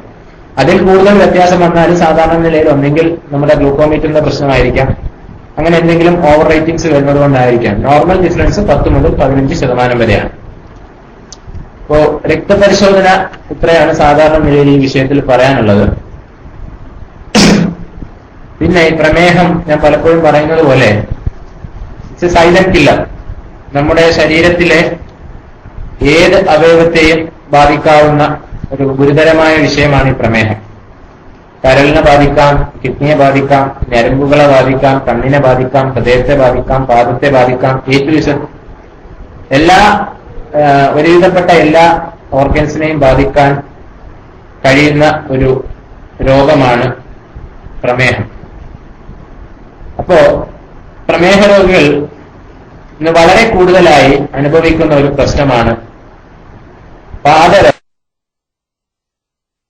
പാദരോഗം പറയുമ്പോൾ ഇത് മനസ്സിലായി കാണും. പലപ്പോഴും നമ്മളൊക്കെ കാണാറുണ്ട്, പ്രമേഹം വന്ന് വളരെയധികം കൂടുതലായിട്ട് കാല് മുറിച്ചു മാറ്റുന്നു, വിരലുകൾ മുറിച്ചു മാറ്റുന്നു, അങ്ങനെ തുടങ്ങിയ ഒരുപാട് കാര്യങ്ങൾ നമ്മളൊക്കെ പലപ്പോഴും കേൾക്കുകയും കാണുകയും ഒക്കെ ചെയ്യുന്നവരാണ്. അപ്പോ ആ വിഷയത്തിൽ ഒരല്പം ചില കാര്യങ്ങൾ നിങ്ങളുടെ ഓർമ്മയിൽ ഞാൻ ഗ്രഹിക്കുകയാണ്. ആദ്യമായി പറയുകയാണെങ്കിൽ കണക്കുകൾ പ്രകാരം ഇന്ത്യ ഉൾപ്പെടെയുള്ള വികസ്വര രാജ്യങ്ങളിൽ വികസ്വര രാജ്യങ്ങളിൽ പാദരോഗങ്ങൾ, ഗുരുതരമായ പാദരോഗങ്ങൾ വന്ന് കാല് മുറിക്കുന്നവരുടെ എണ്ണം ഏതാണ്ട് 40. പ്രമേഹ രോഗികൾ 100 പേരാണെങ്കിൽ അതിൽ 40 പേരോളം ആളുകളിൽ ഇന്ന് കാല് മുറിക്കുന്ന അവസ്ഥ സാധാരണ നിലയിൽ കണ്ടുവരുന്നുണ്ട്. അത് ഏത് രീതിയിലുമാകാം. ചിലപ്പോൾ വിരലുകളാവാം, മുട്ടാഴ്ത്താം, അല്ലെങ്കിൽ മൊത്തം കാലാകാം, അങ്ങനെ തുടങ്ങി ഏത് രീതിയിൽ വേണമെങ്കിലും ഈ പാദരോഗങ്ങൾ നമ്മെ പിടിപെടാം. അപ്പൊ അത് വരാതിരിക്കാനായിട്ട് ചില പ്രത്യേക കാര്യങ്ങൾ നാം ഒന്ന് ശ്രദ്ധിക്കുന്നത് വളരെയധികം നന്നായിരിക്കും. പ്രധാനമായിട്ടും പഠനങ്ങൾ തെളിയിക്കുന്ന ഒരു കാര്യം, പുകവലിക്കുന്ന പ്രമേഹ രോഗികളിലാണ് ഏറ്റവും കൂടുതൽ പാദരോഗങ്ങൾ റിപ്പോർട്ട് ചെയ്യുന്നത്. പുകവലിക്കുന്ന പ്രമേഹ രോഗികളിലാണ് ഏറ്റവും അധികം പാദരോഗങ്ങൾ റിപ്പോർട്ട് ചെയ്യുന്നത്. ഇതിന്റെ കാരണം നാം ഒന്ന് അന്വേഷിച്ചാൽ തീർച്ചയായിട്ടും ടുബാക്കോ കണ്ടെയ്ൻസ്, അല്ലെങ്കിൽ പുകയിലയിൽ സാധാരണയായിട്ടുള്ള ഒരു സാധനമാണ് നിക്കോട്ടിൻ. അപ്പോൾ ഈ നിക്കോട്ടിൻ എന്ന് പറയുന്ന സാധനം നമ്മുടെ ശരീരത്തിലെ സെല്ലുകളിൽ അതിന്റെ ഓക്സിജൻ ക്യാരിയിങ് കപ്പാസിറ്റി, അല്ലെങ്കിൽ നമ്മുടെ ശരീരത്തിലെ കോശങ്ങൾക്ക് ഓക്സിജനെ വഹിച്ചു കൊണ്ടുപോകാനുള്ള ആ ഒരു കപ്പാസിറ്റിയെ നശിപ്പിക്കുമെന്ന് പഠനങ്ങൾ തെളിയിക്കുന്നു. അപ്പൊ സ്വാഭാവികമായിട്ടും ഓക്സിജനും മറ്റുള്ള ന്യൂട്രിയൻസും ഒക്കെ നമ്മുടെ ശരീരത്തിന്റെ എല്ലാ ഭാഗത്തേക്കും എത്തിയില്ല എങ്കിൽ തീർച്ചയായും അവിടെ ഇത് മൂലം ഉണ്ടാകുന്ന അല്ലെങ്കിൽ ഓക്സിജന്റെ കുറവ് മൂലം പല ഗുരുതരമായ പ്രശ്നങ്ങളും നേരിടേണ്ടി വരും. അപ്പൊ അതിന്റെ ഒരു ഔട്ട്കമാണ് സാധാരണ നിലയിൽ ഈ പ്രമേഹ രോഗികളിൽ കണ്ടുവരുന്ന, അതായത് ആദ്യമേ കാല് വല്ലാതെ കറക്കുക, പിന്നെ അത് ഗാംഗ്രീനായി മാറുക, പിന്നെ അത് നോൺ ഹീലിംഗ് അൾസറായിട്ട് മാറുക, അത് കഴിഞ്ഞ് പിന്നെ നമുക്ക് ഒന്നും ചെയ്യാൻ പറ്റില്ല, അവസാനം കാല് മുറിച്ചു മാറ്റേണ്ട ഒരവസ്ഥയിലേക്ക് കാര്യങ്ങൾ എത്തിപ്പെടുന്നത്. അപ്പോൾ പുകവലിക്കുന്ന പ്രമേഹ രോഗികളിലാണ് ഏറ്റവും കൂടുതലായിട്ട് പാദരോഗങ്ങൾ കണ്ടുവരുന്നത്. അപ്പൊ ഈ പാദരോഗത്തിന്റെ പ്രധാനപ്പെട്ട ഒരു ലക്ഷണം സാധാരണയായി നാം കണ്ടുവരുന്നത് പാദങ്ങളിലും മറ്റും, കാലുകളിലും പാദങ്ങളിലും ഒക്കെ സാധാരണയായി സൂചി കൊണ്ട് കുത്തുന്ന പോലെ ചെറിയ വേദന അനുഭവപ്പെടുക. സൂചി കൊണ്ട് കുത്തുന്നത് പോലെ ചെറിയ വേദന അനുഭവപ്പെടുന്നതാണ് സാധാരണയായി പാദങ്ങളുടെ ലക്ഷണമായിട്ട് കണ്ടത്. അതുപോലെ തന്നെ ഞാൻ മുമ്പേ പറഞ്ഞതുപോലെ തന്നെ പ്രമേഹം മൂലം നമ്മുടെ ഞരമ്പുകൾക്ക് കേടുവരുന്ന അവസ്ഥ പലപ്പോഴും ഞാൻ മുന്നേ പറഞ്ഞിട്ടുണ്ട്, ഡയബറ്റിക് ന്യൂറോപ്പതി. ഇതും വളരെയധികം ഗുരുതരമായ ഒരു അവസ്ഥാവിശേഷമാണ്. അപ്പൊ ഈ ന്യൂറോപ്പതി വരുന്ന ആളുകളിൽ എന്താണ് സംഭവിക്കുന്നതെന്ന് ചോദിച്ചാൽ അവർക്ക് സാധാരണയായിട്ട് വേദന എന്നുള്ള ഒരു സെൻസ് സാധാരണയായി നഷ്ടപ്പെട്ടു പോകാറുണ്ട്. കാരണം ന്യൂറോപ്പതി വരുമ്പോൾ സ്വാഭാവികമായിട്ടും ഞരമ്പുകളെ ബാധിക്കുകയും ഞരമ്പുകളിൽ മരവിപ്പ് ഉണ്ടാകുന്നുണ്ട്. സാധാരണ വേദന ഉള്ള ഒരു സെൻസേഷൻ സാധാരണ നിലയിൽ അവർക്ക് ഉണ്ടാവാറില്ല. അപ്പൊ ഇതുമൂലം എന്താ സംഭവിക്കുക, അവരുടെ കാലിൽ വന്നാൽ സാധാരണയായിട്ട് വേദന ഇല്ലാത്തത് കൊണ്ട് അവർ സാധാരണ നിലയിൽ മൈൻഡ് ചെയ്യാറില്ല, അല്ലെങ്കിൽ അറിയാറില്ല. അപ്പൊ ഇതാണ് പലപ്പോഴും ഗുരുതരമായ മറ്റ് പാദരോഗങ്ങളിലേക്ക് എത്തിപ്പെടുന്നത്. ബേസിക് പ്രോബ്ലം ന്യൂറോപ്പതി ഇവിടത്തിൽ ഉള്ള ഒരു സെൻസ് ഇല്ലാത്തത് മൂലം പലപ്പോഴും ചെറിയ മുറിവുകളോ മറ്റു വ്രണങ്ങളോ ഒക്കെ വന്നാൽ നാം കാര്യമാക്കാതെ, പ്രമേഹ രോഗികൾ കാര്യമാക്കാതെ അത് ഗുരുതരമായ പാദരോഗങ്ങളിലേക്കും മറ്റും എത്തിപ്പെടുന്ന അവസ്ഥാവിശേഷം സാധാരണയായി കണ്ടുവരുന്നു. പിന്നെ വളരെ പ്രധാനപ്പെട്ട മറ്റൊരു കാര്യം, പ്രമേഹ രോഗികൾ ചെരുപ്പുകൾ അല്ലെങ്കിൽ ചപ്പൽ എടുക്കുമ്പോൾ, നമ്മളൊക്കെ സാധാരണ ചപ്പൽ ഇടുമ്പോൾ കടയിൽ പോയി ചപ്പൽ വാങ്ങുന്നത് പ്രമേഹ രോഗികൾ കഴിവതും വൈകുന്നേരങ്ങളിലായിരിക്കണം സാധാരണ പ്രമേഹ രോഗികൾ പോയി ചെരുപ്പ് വാങ്ങേണ്ടത്. അതിന് വ്യക്തമായ കാരണമുണ്ട്. അതുകൊണ്ടാണ് അതിന്റെ കാരണം, പ്രമേഹ രോഗികളിൽ സാധാരണയായി അവരുടെ കാലുകൾ വൈകുന്നേരങ്ങളിൽ നീര് വെക്കുന്ന ഒരവസ്ഥ സാധാരണയായി കണ്ടുവരുന്നത്. അതിന് ന്യൂറോപ്പത്തിക് എഡിമ എന്ന സാധാരണ നിലയിൽ പറയുന്നു. വൈകുന്നേരമാകുമ്പോൾ പ്രമേഹ രോഗികളുടെ കാലിൽ സാധാരണ നീരുകൾ കൂടുതലായി കണ്ടുവരുന്നത്. അപ്പോൾ രാവിലെയാണ് നമ്മൾ പോയി ചെരുപ്പെടുക്കുന്നതെങ്കിൽ ഒരു പക്ഷേ നമ്മുടെ കാലിൽ നീരില്ലാത്തത് കൊണ്ട് ആ ചെരുപ്പ് നമുക്ക് സൂട്ടായേക്കാം. പക്ഷെ വൈകുന്നേരം കാലിൽ നീര് വെക്കുമ്പോൾ എന്താണ് സംഭവിക്കുന്നത്, ചെരുപ്പ് പാകമല്ലാതാവുകയും പലപ്പോഴും വളരെ മുറുക്കി കാലിലേക്ക് ഇടുന്നത് മൂലം ചെറിയ പൊട്ടലും മറ്റുമൊക്കെ ഉണ്ടാവാൻ സാധ്യതയുണ്ട്. അപ്പൊ അതുകൊണ്ട് പ്രമേഹ രോഗികൾ പാടുന്നത് വളരെയധികം നല്ലതാണ്. പിന്നീട് വളരെയധികം ശ്രദ്ധിക്കേണ്ട മറ്റൊരു കാര്യം, പ്രമേഹ രോഗികൾ എല്ലാ ദിവസവും, പ്രമേഹമുള്ളവർ അവരുടെ കാൽപാദങ്ങൾ ഒരു കണ്ണാടിയുടെ അടിയിൽ വെച്ചിട്ട് എന്തെങ്കിലും മുറിവുകളോ മറ്റെന്തെങ്കിലും പൊട്ടലുകളോ ഉണ്ട് എന്ന് ഇല്ല എന്ന് 100% ഉറപ്പുവരുത്തണം. എല്ലാ ദിവസവും കാല് നന്നായിട്ട് പരിശോധിക്കണം. എന്തെങ്കിലും ചെറിയ മുറിവുകൾ കാലിൽ വന്നാൽ ഉടൻ തന്നെ അണുനാശിനികൾ ഉപയോഗിച്ച് ആ മുറിവ് എത്രയും പെട്ടെന്ന് വൃത്തിയാക്കും. 2 ദിവസം കൂടുതൽ മുറിവ് കഴിയുന്നില്ല എങ്കിൽ ഉടൻ തന്നെ വൈദ്യസഹായം തേടേണ്ടതാണ്. 2 ദിവസം വരെ നോക്കാം. ചെറിയ മുറിവുകളൊക്കെ ആണെങ്കിൽ 2 ദിവസം വരെ നോക്കാം. 2 ദിവസമായിട്ടും ആ മുറിവ് കഴിയുന്നില്ല, ഉണങ്ങുന്നില്ല എങ്കിൽ ഉടൻ തന്നെ എന്ത് വേണം, പ്രമേഹ രോഗികൾ ഉടൻ തന്നെ 2 ദിവസം തേടുന്നത് വളരെയധികം നല്ലതാണ്. അപ്പോ പാദരോഗങ്ങളെ പറ്റിയിട്ട് ഇത്രയുമാണ് ഓടിച്ചു പറയാനുള്ളത്. എല്ലാത്തിനെ പറ്റിയൊന്നും പറഞ്ഞിട്ടില്ല, ഒരുപാട് കാര്യങ്ങൾ വേറെ പറയാനുണ്ട്. അപ്പോ അതുപോലെ പ്രമേഹ രോഗികൾക്ക് ഈടാക്കുന്ന ചെരുപ്പ്, ഇതിനെ പറ്റിയിട്ടൊന്നും ഞാൻ കൂടുതലായിട്ട് പറയുന്നില്ല, കാരണം സമയമില്ലാത്തത് കൊണ്ട്. അടുത്തതായി, വളരെ കൂടുതലായ ആളുകൾ, പ്രമേഹമുള്ള ആളുകൾ അനുഭവിക്കുന്ന മറ്റൊരു പ്രശ്നമാണ് കണ്ണിന്റെ അവസ്ഥ. ഷുഗർ മൂലം കണ്ണിന്റെ കാഴ്ച നഷ്ടപ്പെടുന്ന അവസ്ഥ. ഇത് രണ്ട് രീതിയിലുണ്ടാകാം. ഒന്നുകിൽ ഡയബറ്റിസ് വന്നിട്ട് തിമിരം വരുന്ന അവസ്ഥ, ഡയബറ്റിക് കാറ്ററാക്ട് ആകാം. അല്ലെങ്കിൽ ഡയബറ്റിസ് വന്നിട്ട് കണ്ണിന്റെ ഞരമ്പിന് കേടുപറ്റി കാഴ്ച പോകുന്ന അവസ്ഥ, ഡയബറ്റിക് റെറ്റിനോപ്പതി. ഇത് രണ്ടുമാണ് സാധാരണ നിലയിൽ പ്രമേഹ രോഗികളിൽ വളരെയധികം കൂടുതലായി കണ്ടുവരുന്നത്. ഈ ഒരു ടോപ്പിക്കോടുകൂടി ഇൻഷാ അല്ലാഹ് ക്ലാസ് നിർത്തും. കഴിഞ്ഞിട്ട് എന്തെങ്കിലും സംശയമുണ്ടെങ്കിൽ ചോദിക്കാം. ഒരുപാട് കാര്യങ്ങൾ പറയണമെന്നുണ്ട്. ഏതായാലും 1 മണിക്കൂർ ആകാൻ പോകുന്നു. അപ്പൊ ഇൻഷാ അല്ലാഹ്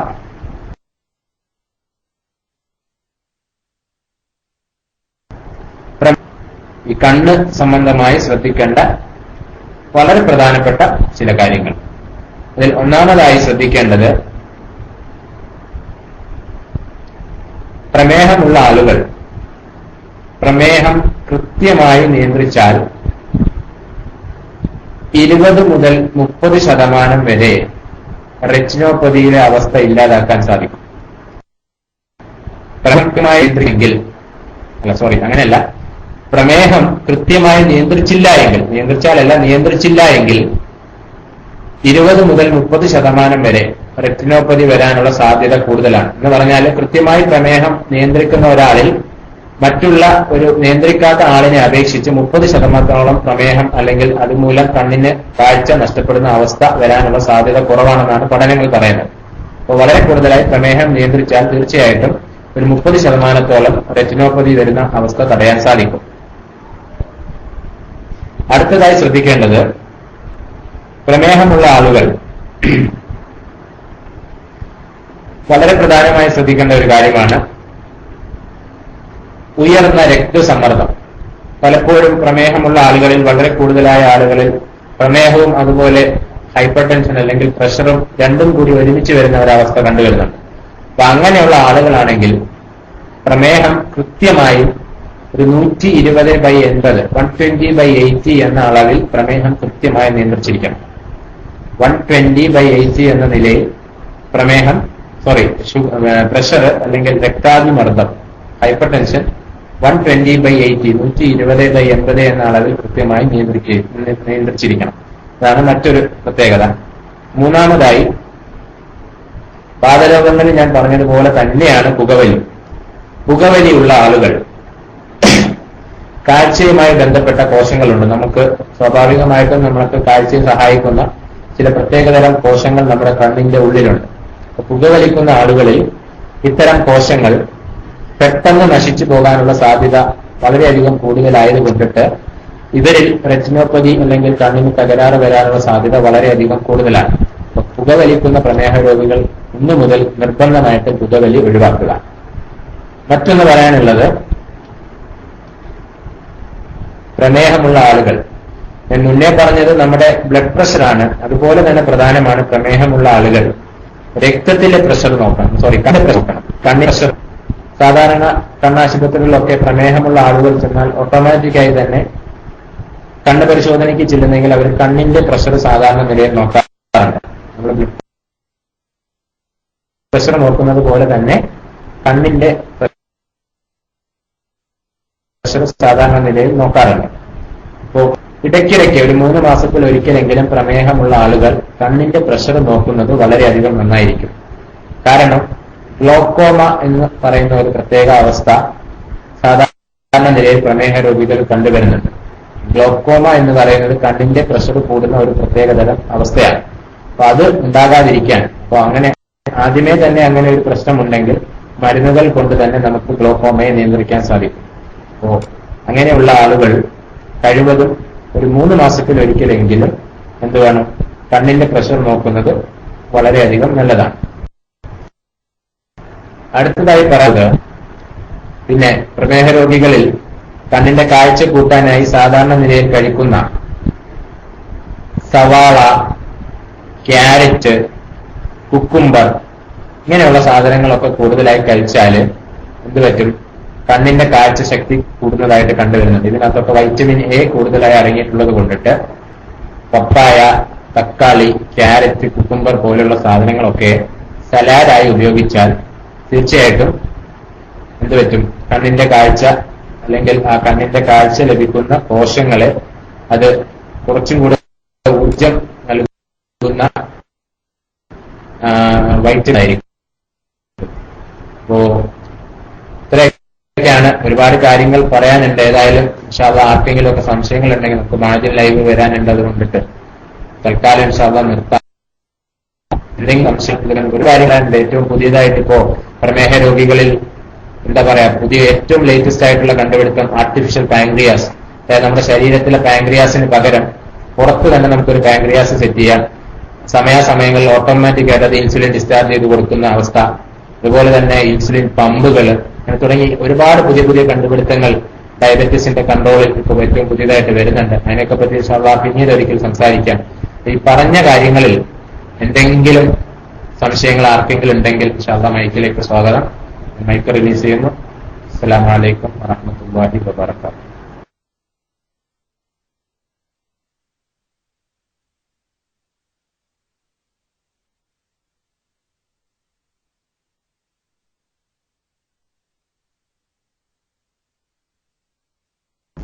അസ്സലാമു അലൈക്കും വറഹ്മത്തുള്ളാഹി വബറകാതുഹു.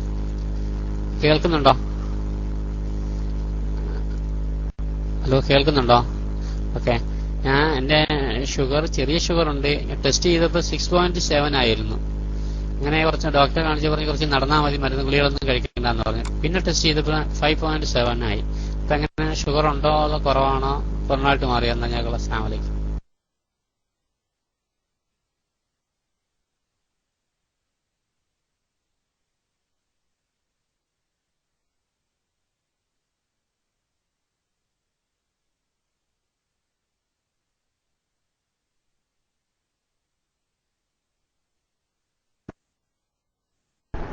അദ്ദേഹത്തിന്റെ ചോദ്യം വ്യക്തമായില്ല. 6.5 എന്ന് ഉദ്ദേശിച്ചത് എനിക്ക് തോന്നുന്നു HbA1c നോക്കിയതായിരിക്കും അല്ലെ? ഞാൻ ആ ചോദ്യം വ്യക്തമായി കേട്ടില്ല, എനിക്ക് കട്ടുണ്ടായിരുന്നു. ഏതായാലും 6.7 എന്ന് അദ്ദേഹം ഉദ്ദേശിച്ച HbA അല്ലേ? എന്തെങ്കിലും ചോദ്യം കേട്ടിരുന്നെങ്കിൽ ഒന്ന് ടൈപ്പ് ചെയ്യുകയോ അല്ലെങ്കിൽ എന്താണ് അദ്ദേഹം ചോദിച്ചതെന്ന് എനിക്ക് വ്യക്തമായി കേൾക്കാൻ സാധിച്ചില്ല. 6.7 HbA1c ആണെങ്കിൽ ഞാൻ മുന്നേ പറഞ്ഞതുപോലെ മോർ ദാൻ 6.5 ആണെങ്കിൽ തീർച്ചയായിട്ടും പ്രമേഹമുണ്ട് എന്ന് ഉറപ്പിക്കാം. 6.5 കൂടുതലാണ് HbA1c എങ്കിൽ പ്രമേഹമുണ്ട് എന്ന് നമുക്ക് തീർച്ചയായിട്ടും ഉറപ്പിക്കാം. മുമ്പ് ഒരാൾ ടെക്സ്റ്റ് അടിക്കുന്നത് ഞാൻ കണ്ടു. പ്രമേഹവും കൊളസ്ട്രോളും തമ്മിലുള്ള ബന്ധം എന്താണെന്നൊന്ന് വിശദീകരിക്കാമോ എന്ന് നമുക്ക് ടെക്സ്റ്റ് അടിക്കുന്നത് ഞാൻ കണ്ടു. ഒരു പ്രമേഹ രോഗിയെ സംബന്ധിച്ചിടത്തോളം അദ്ദേഹം ലക്ഷ്യം വെക്കേണ്ട അളവുകൾ ഞാൻ ഈ പറയുന്നവയാണ്. ഒരു പ്രമേഹ രോഗിയെ സംബന്ധിച്ചിടത്തോളം അദ്ദേഹം ലക്ഷ്യം വെക്കേണ്ട അളവുകൾ ഞാൻ ഈ പറയുന്ന അളവുകളാണ്. കൊളസ്ട്രോളിന്റെ കാര്യം നോക്കുകയാണെങ്കിൽ ടോട്ടൽ കൊളസ്ട്രോൾ 180 താഴെയായിരിക്കണം. ടോട്ടൽ കൊളസ്ട്രോൾ 180 താഴെയായിരിക്കണം. LDL അല്ലെങ്കിൽ ലോ ഡെൻസിറ്റി ലിപ്പോപ്രോട്ടീൻസ് 100 താഴെയായിരിക്കണം. ട്രൈഗ്ലിസറൈഡ് 150 താഴെയായിരിക്കണം. HDL അല്ലെങ്കിൽ ഹൈ ഡെൻസിറ്റി ലിപ്പോപ്രോട്ടീൻ 45 അല്ലെങ്കിൽ 50 കൂടുതലായാലും കുഴപ്പമില്ല. ടോട്ടൽ കൊളസ്ട്രോളിന്റെ അല്ലെങ്കിൽ ലിപ്പിഡ് പ്രൊഫൈൽ ഇങ്ങനെ ആയിരിക്കണം. ടോട്ടൽ കൊളസ്ട്രോൾ 180 താഴെയായിരിക്കണം. ലോ ഡെൻസിറ്റി ലിപ്പോപ്രോട്ടീൻസ് 100 താഴെയായിരിക്കണം. ട്രൈഗ്ലിസറൈഡ് ഒരു 45 മുതൽ ട്രൈഗ്ലിസറൈഡ് 150 താഴെയായിരിക്കണം. ഹൈ ഡെൻസിറ്റി ലിപ്പോപ്രോട്ടീൻസ് 45 മുതൽ 50 കൂടുതലായിരിക്കണം. അടുത്തതായി അദ്ദേഹത്തിന്റെ HbA1c പ്രമേഹത്തെ സംബന്ധിച്ചിടത്തോളം 7% താഴെ തന്നെ ആയിരിക്കണം. എബോവ് 6.5 ഞാൻ മുമ്പേ പറഞ്ഞതുപോലെ ഡയബറ്റിസ് ആണെങ്കിലും 7 താഴെ ആയിരിക്കണം എപ്പോഴും അദ്ദേഹത്തിന്റെ ഐഡിയൽ HbA1c. ഒരു ഫാസ്റ്റിംഗ് ബ്ലഡ് ഷുഗർ നോക്കുമ്പോൾ ഇറ്റ് ഷുഡ് ബി ബിറ്റ്വീൻ ഒരു 80 to 90 അല്ലെങ്കിൽ ഒരു 80 to 100 മാക്സിമം പോകാം. ഒരു പോസ്റ്റ് പ്രാൻഡിയൽ നോക്കുകയാണെങ്കിൽ അതായത് ആഹാരം കഴിച്ച 110 മുതൽ അല്ലെങ്കിൽ അതിന്റെ ഇടയിലായിരിക്കണം.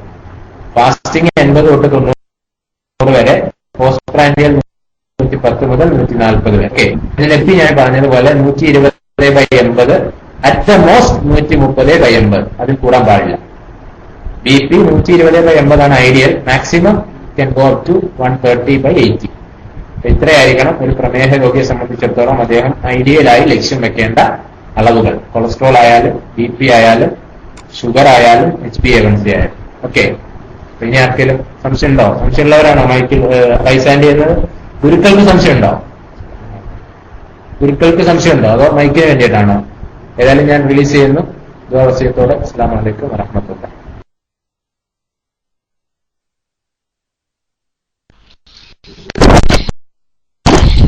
വലൈക്കും അസ്സലാം വറഹ്മത്തുള്ളാഹി. അസ്സലാമു അലൈക്കും വറഹ്മത്തുള്ളാഹി. കേൾക്കുന്നില്ലേ? അൽഹംദുലില്ലാഹ്, നല്ല ഉപകാരപ്രദമായ ഒരു ക്ലാസ്സാണ് ബഹുമാനപ്പെട്ട ഡോക്ടർ ഷാഫി സാർ നമുക്ക് എടുത്തുകൊണ്ടിരിക്കുന്നത്. എനിക്ക് ചോദിക്കാനുള്ളത്, ഡോക്ടർ കേൾക്കുന്നുണ്ടല്ലോ അല്ലേ? ഒരു ബ്ലഡ് ഷുഗർ പേഷ്യന്റിന് ദൈനംദിനം അവരുടെ പ്രവർത്തന, അവരുടെ പ്രാഥമിക കാര്യങ്ങളും മറ്റെല്ലാ കാര്യങ്ങളും ഏത് രൂപത്തിൽ അവർ കൊണ്ടുപോകണം എന്നുള്ള ഡോക്ടറിന് വിശദീകരിച്ചാൽ, ഇപ്പൊ രാവിലെ പ്രഭാതം മുതൽ രാത്രി ഉറങ്ങുന്നത് വരെ കൊണ്ടുവരേണ്ട രൂപവും, എനിക്ക് ഒരുപാട് പേഷ്യന്റിന്റെ അനുഭവം ഉണ്ടായിട്ടുണ്ട്. രാത്രി ഉറങ്ങിയ സമയത്ത് ബ്ലഡ് ഷുഗർ ലോ ആയതുകൊണ്ട് നാവൊക്കെ പുറത്തു വന്ന് അങ്ങനെ പോയി നോക്കുന്ന സമയത്ത് ഷുഗർ ലോ ആയിരിക്കും, അങ്ങനെ പെട്ടെന്ന് മസാല കൊടുക്കേണ്ട അവസ്ഥ. അവർക്ക് പ്രത്യേക നിർദ്ദേശം ഡോക്ടർ കൊടുത്താൽ നന്നായിരിക്കും. ചിലപ്പോൾ ഒരു സ്വീറ്റായിട്ടും ചില ബ്ലഡ് ഷുഗർ പേഷ്യന്റിന്റെ അടുത്ത് കിടക്കുന്ന സമയത്ത് വേണ്ടി വരുന്ന തോന്നുന്നത് അല്ലേ? ഡോക്ടറെ അഭിപ്രായത്തിൽ ഞാൻ ആ വിഷയത്തിൽ ആ സെക്ഷനിലല്ലാത്തതും കൊണ്ട്. അപ്പോ ഞാൻ പറഞ്ഞു വരുന്നത്, ഒരു രോഗി രാവിലെ മുതൽ അവർ രാത്രി വരെ അവർക്ക് കഴിക്കാവുന്ന ഭക്ഷണ രീതി, എത്ര ചപ്പാത്തി കഴിക്കുന്നതാണെങ്കിൽ ചപ്പാത്തി ആണെങ്കിൽ ചപ്പാത്തി, എത്ര ചപ്പാത്തി എന്നുള്ളതും അതിന്റെ ടൈമിങ്ങും, അത് ചിലപ്പോൾ ഈ ടൈം തെറ്റിയാൽ പോലും ഷുഗർ ഡിസോർഡർ ആകുന്ന സംഗതി കാണുന്നുണ്ടല്ലോ. ഭക്ഷണത്തിന്റെ ടൈം തെറ്റിയാൽ പോലും അത് ഡിസോർഡർ ആകുന്ന സമയം. ചിലപ്പോൾ നല്ല വിശപ്പുണ്ടാകുന്ന സമയത്ത് രാവിലെ ബ്രേക്ക്ഫാസ്റ്റ് കഴിഞ്ഞൊരു ബ്ലഡ് ഷുഗർ പേഷ്യന്റിന് ഒരു 10-11 മണിയാകുമ്പോൾ നല്ല വിശപ്പായിരിക്കും. പക്ഷെ അപ്പോൾ എന്തെങ്കിലും ഭക്ഷണം കഴിച്ചു കഴിഞ്ഞാൽ അത് ഹൈ ഷുഗർ ആയിട്ട് വരികയും ചെയ്യും. അപ്പൊ അതിന് ചിലപ്പോൾ ആ ഷുഗർ ഇല്ലാത്ത രീതിയിൽ കഴിക്കാൻ പറ്റുന്ന ഭക്ഷണങ്ങളെ പറ്റിയും അതേപോലെ തന്നെ അതിനെ കൺട്രോൾ ചെയ്യാൻ പറ്റുന്ന രൂപം എന്ന് പറഞ്ഞാൽ നന്നായിരുന്നു.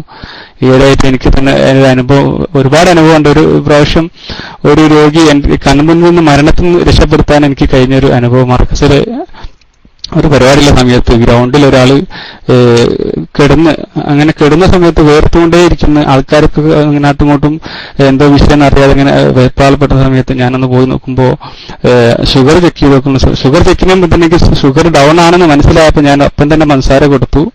അപ്പോൾ തന്നെ വളരെ 10 മിനിറ്റ് കൊണ്ട് തന്നെ അതിന്റെ ഫലം കിട്ടി. അദ്ദേഹം എണീച്ചു. അതൊരു അബോധാവസ്ഥയിലിരുന്നു. പേര് ചോദിച്ചിട്ടോ അഡ്രസ് ചോദിച്ചിട്ടൊന്നും പറയാൻ കഴിയാതെ നാവൊക്കെ പുറത്തൊക്കെ തൂങ്ങിയ രീതിയിലുണ്ടായിരുന്നു. പഞ്ചസാര കൊടുത്ത് 10-15 മിനിറ്റ് കൊണ്ട് അദ്ദേഹം റെഡിയാവുകയും ചെയ്തിട്ടുണ്ടായിരുന്നു. അപ്പോൾ ഞാൻ മറ്റൊരു നിർദ്ദേശം ഷുഗർ പേഷ്യന്റിനോട് പറയാനുള്ളത്, ഏത് സമയത്ത് നമ്മുടെ പോക്കറ്റിൽ പേരും അഡ്രസ്സും ഞാൻ എന്നാ ഗുളിക കഴിക്കുന്നുണ്ടെങ്കിൽ അതുകൂടി കൊടുത്തുകയാണെങ്കിൽ ചിലപ്പോൾ അഥവാ ഏതെങ്കിലും സ്ഥലത്ത്, പല സ്ഥലത്ത് ചിലപ്പോൾ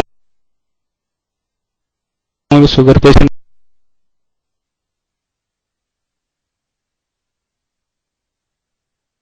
ചിലപ്പോൾ അറിയില്ല. ഷുഗർ പേഷ്യന്റിന് പ്രത്യേകം അറിയിച്ചുകൊണ്ട് ഈ വിഷയം ഡോക്ടർ വിശദീകരിച്ചാൽ നന്നായിരിക്കും. ഇൻഷാ അല്ലാഹ് മൈക്ക് റിലീസ് ചെയ്യുന്നു. അസ്സലാമു അലൈക്കും.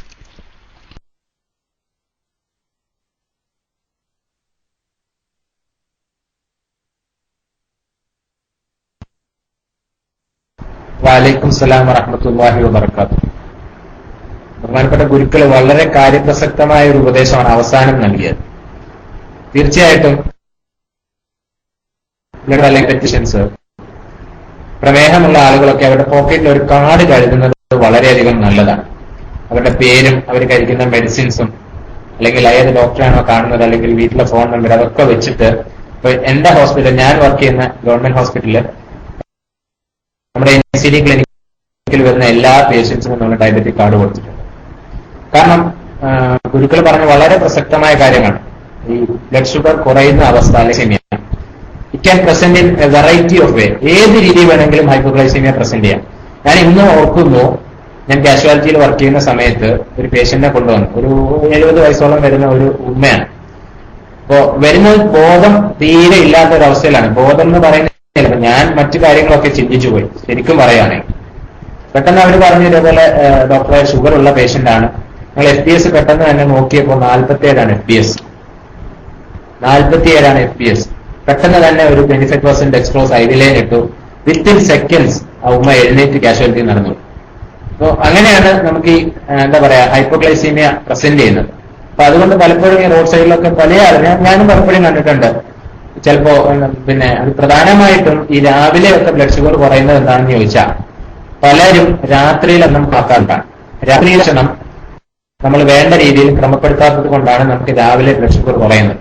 അതുപോലെ തന്നെ ഈ ഇൻസുലിൻ ഉപയോഗിക്കുന്ന ആളുകൾ പലപ്പോഴും നമ്മളിപ്പോ കാണുന്നതാണ്, നമ്മുടെ സെറ്റപ്പിൽ കിട്ടുന്ന ഇൻസുലിൻ ഭക്ഷണത്തിന് അരമണിക്കൂർ മുന്നേ എടുക്കേണ്ട ഇൻസുലിനാണ്. ഇപ്പൊ ഒരുപാട് ഇൻസുലിൻ വരുന്നുണ്ട് ഭക്ഷണത്തിന്റെ ഹ്യൂമൻ ഇൻസുലിൻസ് ഒക്കെ 30-70 പോലുള്ളതൊക്കെ ഭക്ഷണം കഴിക്കുന്നതിന് ഒരു അരമണിക്കൂർ മുന്നേ എടുക്കേണ്ട ഇൻസുലിനാണ്. ഒരു ഷുഗർ പേഷ്യൻസിന് നമ്മളൊക്കെ ഡോസ് ടൈട്രേറ്റ് ചെയ്യുന്നത് ഏത് രീതിയിലാണെന്ന് ചോദിച്ചാൽ ഒരു 2/3 ഡോസ് രാവിലെ എടുക്കുക, ഒരു 1/3 ഡോസ് രാത്രി എടുക്കുക. പലപ്പോഴും ആളുകൾ ഇത് തെറ്റിച്ചൊക്കെ എടുക്കുന്നത് കൊണ്ടാണ് രാത്രിയിലെ ഡോസ് കൂടുതലായിട്ട് അങ്ങനെ എടുക്കും, രാവിലെ ചിലപ്പോൾ എടുക്കില്ല. ചിലപ്പോൾ രാവിലെ മറന്നു പോയിട്ടുണ്ടെങ്കിൽ 30 ആണെങ്കിൽ അതും കൂടെ ചേർത്ത് രാത്രി 45 എടുക്കും. അപ്പൊ അങ്ങനെയൊക്കെ വരുമ്പോഴാണ് സ്വാഭാവികമായിട്ടും ഈ ഹൈപ്പോഗ്ലൈസീമിയ വരുന്നത്. എന്റെ കൈ ഡയബറ്റീഷ്യന്റെ ഒരു ഭക്ഷണക്രമം ഉണ്ട്, പക്ഷെ അതൊരു 5 മിനിറ്റ് നിങ്ങൾ വെയിറ്റ് ചെയ്യുകയാണെങ്കിൽ ഞാനത് എടുത്തിട്ട് വരാം. എന്റെ കാറിലാണ് സംഭവം ഉള്ളത്, താഴെ പോയി എടുത്തിട്ട് വരണം. അപ്പൊ നിങ്ങളൊന്ന് വെയിറ്റ് ചെയ്യുകയാണെങ്കിൽ തീർച്ചയായിട്ടും ഞാൻ പോയി അത് എടുത്തിട്ട് വന്ന് എന്തൊക്കെ കഴിക്കണം. അതൊരു ഡയറ്റീഷ്യൻ ഉണ്ടാക്കിയ സാധനമാണ്.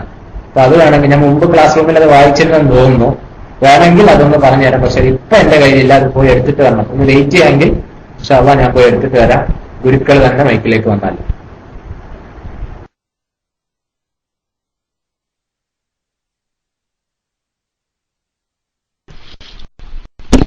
അസ്സലാമു അലൈക്കും വറഹ്മത്തുള്ളാഹി വബറകാതുഹു. കേൾക്കുന്നില്ല സുഹൃത്തുക്കളെ? ഇൻഷാ അല്ലാഹ് ബഹുമാനപ്പെട്ട ഡോക്ടർ ഷാഫി സാർ, എനിക്ക് ഓർമ്മയുണ്ട് ഈയിടെയായിട്ട് പിന്നെ ഒരു പേഷ്യന്റ് സ്ഥിരമായിക്കൊണ്ട് പിന്നെ ഇൻസുലിൻ വെക്കും. പക്ഷെ ഇൻസുലിൻ സ്ഥിരമായിട്ട് വെക്കുന്നത് കൊണ്ട് കുഴപ്പമില്ല. ഇൻസുലിൻ വെച്ച സമയത്ത് തന്നെ അവരെ ഭക്ഷണം കഴിക്കണം. ഭക്ഷണം കഴിച്ചിട്ടില്ലെങ്കിൽ അവർക്ക് ഹൈ ഷുഗറായിട്ട് വരുന്നൊരു അവസ്ഥ ഉണ്ടാവും. അതുകൊണ്ട് കൺട്രോൾ തെറ്റിപ്പോകുന്ന ഒരു വിഷയമുള്ളതുകൊണ്ട് എല്ലാ ആൾക്കാരും ഷുഗർ പേഷ്യന്റ് പ്രത്യേകം ശ്രദ്ധിക്കേണ്ടത് ഭക്ഷണം കറക്റ്റ് ആയിരിക്കണം. ഡോക്ടർ അതിന്റെ ചാർട്ടൊക്കെ നമുക്ക് വായിച്ചൊരു ഉദാഹരണത്തിന് രാവിലെ 2 ചപ്പാത്തി കഴിച്ചെങ്കിൽ അത് എന്നും അതേമാതിരി തന്നെ കൺട്രോൾ ചെയ്ത് കൊണ്ടുവരിക. അതേപോലെ തന്നെ വല്ല പ്രയാസവും തോന്നുന്ന സമയത്ത് ബ്ലഡ് ഷുഗർ ഒന്ന് ചെക്ക് ചെയ്യുന്നത് നല്ലതാണ്. ചിലപ്പം ഷുഗർ ഹൈ ആയി കഴിഞ്ഞാൽ, ഷുഗർ ലോ ആയി കഴിഞ്ഞിട്ടാണെങ്കിൽ ചില പേഷ്യന്റിനൊക്കെ വളരെ മേലൊക്കെ വേർത്തുകൊണ്ട് തളർന്ന് അവശനായി കൊണ്ട് കിടന്നു പോകുന്ന അവസ്ഥയാണ് കാണാറ് മിക്കവാറും. ചിലപ്പോൾ വായിൽ നിന്ന് നോര വരെ വരാൻ സാധ്യത ഉള്ളതാണ്. അപ്പോൾ അങ്ങനെ ഷുഗർ ഡൗൺ ആയെന്ന് തോന്നിക്കഴിഞ്ഞാൽ ഉടനെ തന്നെ നമ്മൾ എടുത്തുള്ള ആൾക്കാർക്ക് ചെയ്യാൻ പറ്റുന്ന ഏറ്റവും വലിയൊരു ഫസ്റ്റ് എയ്ഡ് എന്ന് പറഞ്ഞാൽ വായിലേക്ക് നല്ല പഞ്ചസാര അലിച്ചുകൊണ്ട്, പഞ്ചസാര വെള്ളമോ എന്തെങ്കിലും അലിച്ചു ഇറക്കാൻ വേണ്ടിയിട്ട് രീതിയിൽ കൊടുക്കുക. പക്ഷേ ആ പേഷ്യന്റ് ഷുഗർ ഓവറായതുകൊണ്ട് അത് ഇറക്കാൻ പോലും കഴിയാത്തൊരവസ്ഥയിലേക്ക് ഉണ്ടാവുക. അങ്ങനെ ഇറങ്ങിപ്പോകണം, ഓട്ടോമാറ്റിക്കലി അങ്ങ് ഇറങ്ങിപ്പോകണം എന്നല്ലാതെ.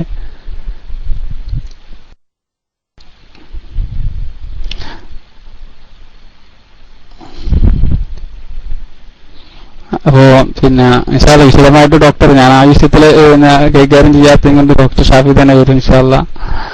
മിക്കവാറും ആൾക്കാർ ശ്രദ്ധിക്കേണ്ട കാര്യം, ചില പേഷ്യന്റൊക്കെ പിന്നെ ബ്ലഡ് ഷുഗറുള്ള പറ്റ കൺട്രോൾ ഇല്ലാത്ത ആൾക്കാർ ഒരുപാട് ആൾക്കാരുണ്ട്. ശരിക്ക് ഒരു ബ്ലഡ് ഷുഗർ പേഷ്യന്റ് ദൈനംദിനം എന്റെ ഒരു പേഷ്യന്റ് തന്നെ ഉണ്ട്.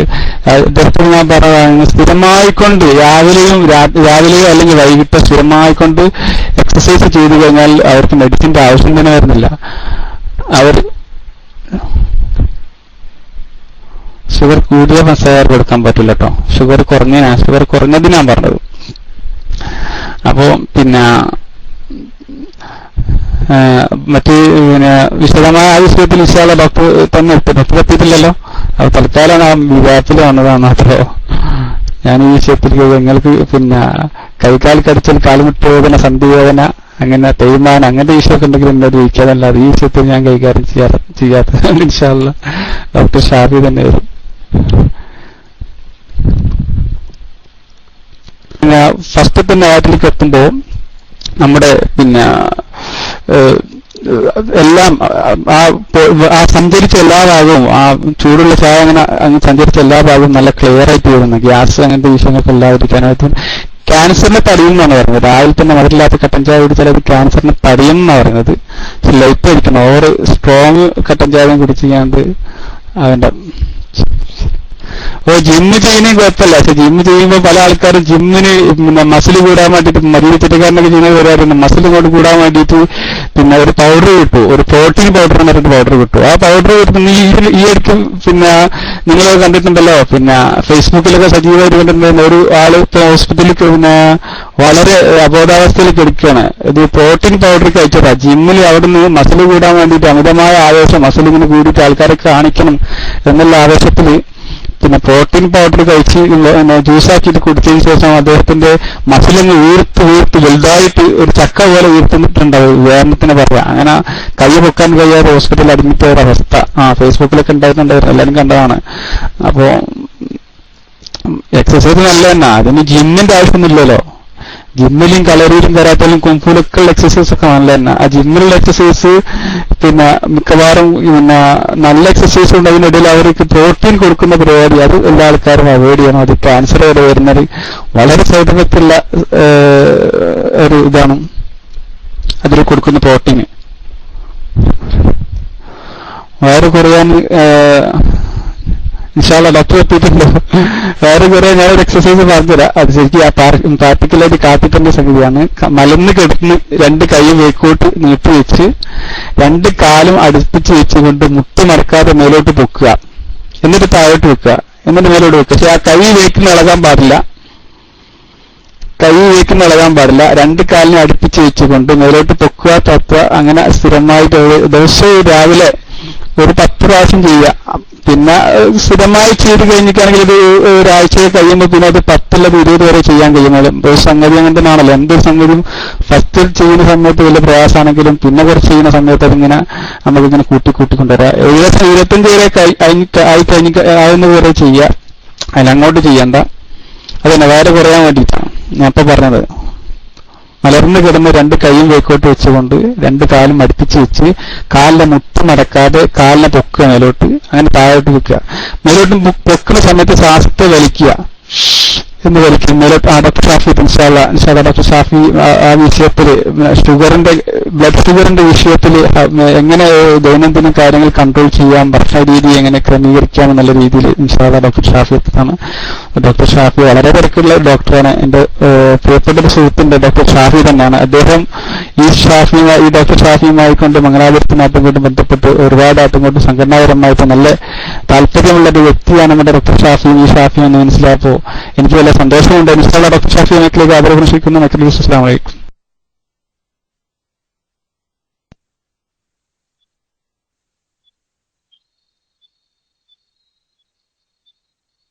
വലൈക്കും വറഹ്മത്തുള്ളാഹി. സൗണ്ട് കേൾക്കുന്നുണ്ടോ? സൗണ്ട് ക്ലിയർ അല്ലേ? ഓക്കെ. ഞാൻ എത്താൻ ഒരല്പം വൈകിയതിന് ക്ഷമിക്കണം.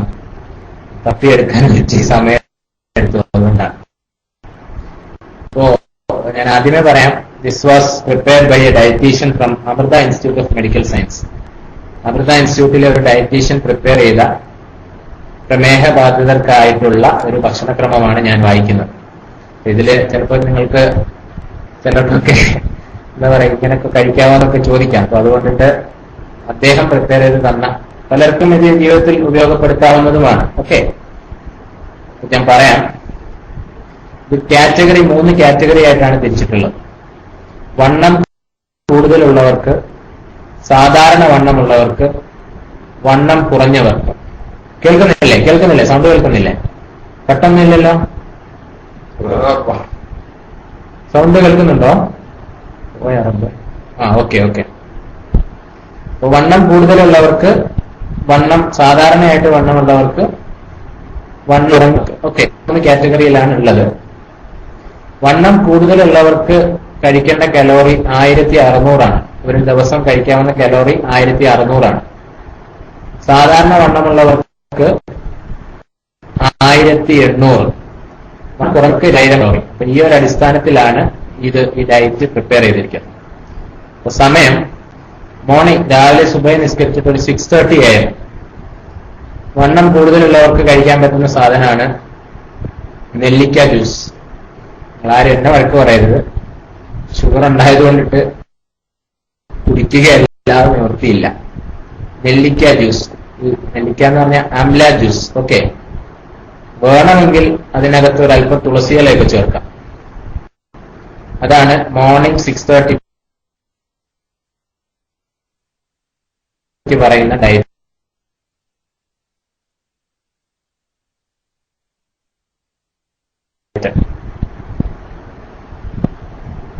ജ്യൂസ് ഒരു ഗ്ലാസ് 6:30 AM. വണ്ണം കുറഞ്ഞവർക്ക് 2000 കാലറി യൂസ് ചെയ്യാം, അവർക്കും നെല്ലിക്ക ജ്യൂസ് ഒരു ഗ്ലാസ്. അപ്പൊ ഇതാണ് മോർണിംഗ് 6:30 കഴിക്കേണ്ട സംഭവം. ഇതിന് പല വേറെ ഉണ്ട്. അപ്പൊ എന്റെ കയ്യിൽ കിട്ടിയ പുള്ളി പലർക്കും പല രീതിയിലാണ്. അപ്പം ഇത് എനിക്ക് പുള്ളി പ്രിപ്പയർ ചെയ്യുന്നത് മോർണിംഗ് 6:30 AM നെല്ലിക്ക ജ്യൂസ്. വണ്ണം കൂടുതലും കുറഞ്ഞാലും ഒന്നും പ്രശ്നമില്ല. രാവിലെ 6:30 ഒരു ഗ്ലാസ് നെല്ലിക്ക ജ്യൂസ് കഴിക്കാം. Now coming to the പ്രഭാത ഭക്ഷണം, morning breakfast 8:30 AM. Time is very important. 8:30 AM. Okay, കഴിക്കാൻ പറ്റുന്ന സംഭവങ്ങൾ ഇതൊക്കെയാണ്. റാഗി അല്ല റാഗി എന്ന് പറഞ്ഞ ഒരു ധാന്യമുണ്ട്, റാഗി. അല്ലെങ്കിൽ ഗോതമ്പിന്റെ ദോശ. എത്രണ്ണം കഴിക്കാം? ഇഷ്ടംപോലൊന്നും കഴിക്കാൻ പറ്റൂല. only 3 റാഗി, ഗോതമ്പ് ദോശ 3. അല്ലെങ്കിൽ എന്ത് വേണം? അല്ലെങ്കിൽ എന്ത് കഴിക്കാം? ഓട്സ് കഴിക്കാം. ഓട്സ് വാങ്ങിക്കാൻ കിട്ടുന്ന ഓട്സ് ഉണ്ടല്ലോ, ഓട്സ് കഴിക്കാം. അതിന്റെ കൂടെ വേറെ കഴിക്കാൻ പറ്റുന്ന സാധനം, ഇത് ഏത് രീതിയിലാവാം. ഒന്നെങ്കിൽ റാഗിയുടെ ആകാം, അല്ലെങ്കിൽ ഗോതമ്പ് ദോശയാകാം, അല്ലെങ്കിൽ ഓട്സ്. ഇതെല്ലാം 3 കഴിക്കാം. അല്ലെങ്കിൽ ഗോതമ്പിന്റെ റൊട്ടിയാകാം, മനസ്സിലായില്ലേ? അല്ലെങ്കിൽ നുറുക്ക് ഗോതമ്പിന്റെ ആകാം. അങ്ങനെ ഏതെങ്കിലും, ഏതായാലും 3 കഴിക്കാവുള്ളൂ. പിന്നെ കഴിക്കാൻ പറ്റുന്ന സാധനം ഓട്സ് കൊണ്ട് ഉപ്പുമാവ് ഉണ്ടാക്കാം. 3 അളവ് പറഞ്ഞില്ല, 3. സാധാരണ നമ്മൾ ദോശ ഉണ്ടാക്കുന്ന അതേ അളവിൽ 3 ഉണ്ടാക്കണം. അല്ലാതെ പിന്നെ അളവൊന്നും കൂടുതലൊന്നുമില്ല, അളവൊക്കെ യൂണിഫോം ആണ്. പിന്നെ കഴിക്കാൻ പറ്റുന്നത്, അല്ലെങ്കിൽ കഴിക്കാൻ പറ്റുന്നത് ഒരു ബൗൾ എന്ന് പറയുമ്പോൾ നമ്മൾ ഈ കഞ്ഞിയൊക്കെ കുടിക്കുന്ന ചെറിയ ബൗൾ ഉണ്ടല്ലോ, ആ ബൗളിന് ഒരു ബൗൾ ഉപ്പുമാവ് യൂസ് ചെയ്യാം. അതും ഓട്സിന്റെ ഉപ്പുമാവേ പറ്റുള്ളൂ. നമ്മുടെ സാധാരണ മറ്റു ഉപ്പുമാവ് പറ്റില്ല, ഓട്സിന്റെ ഉപ്പുമാവ്.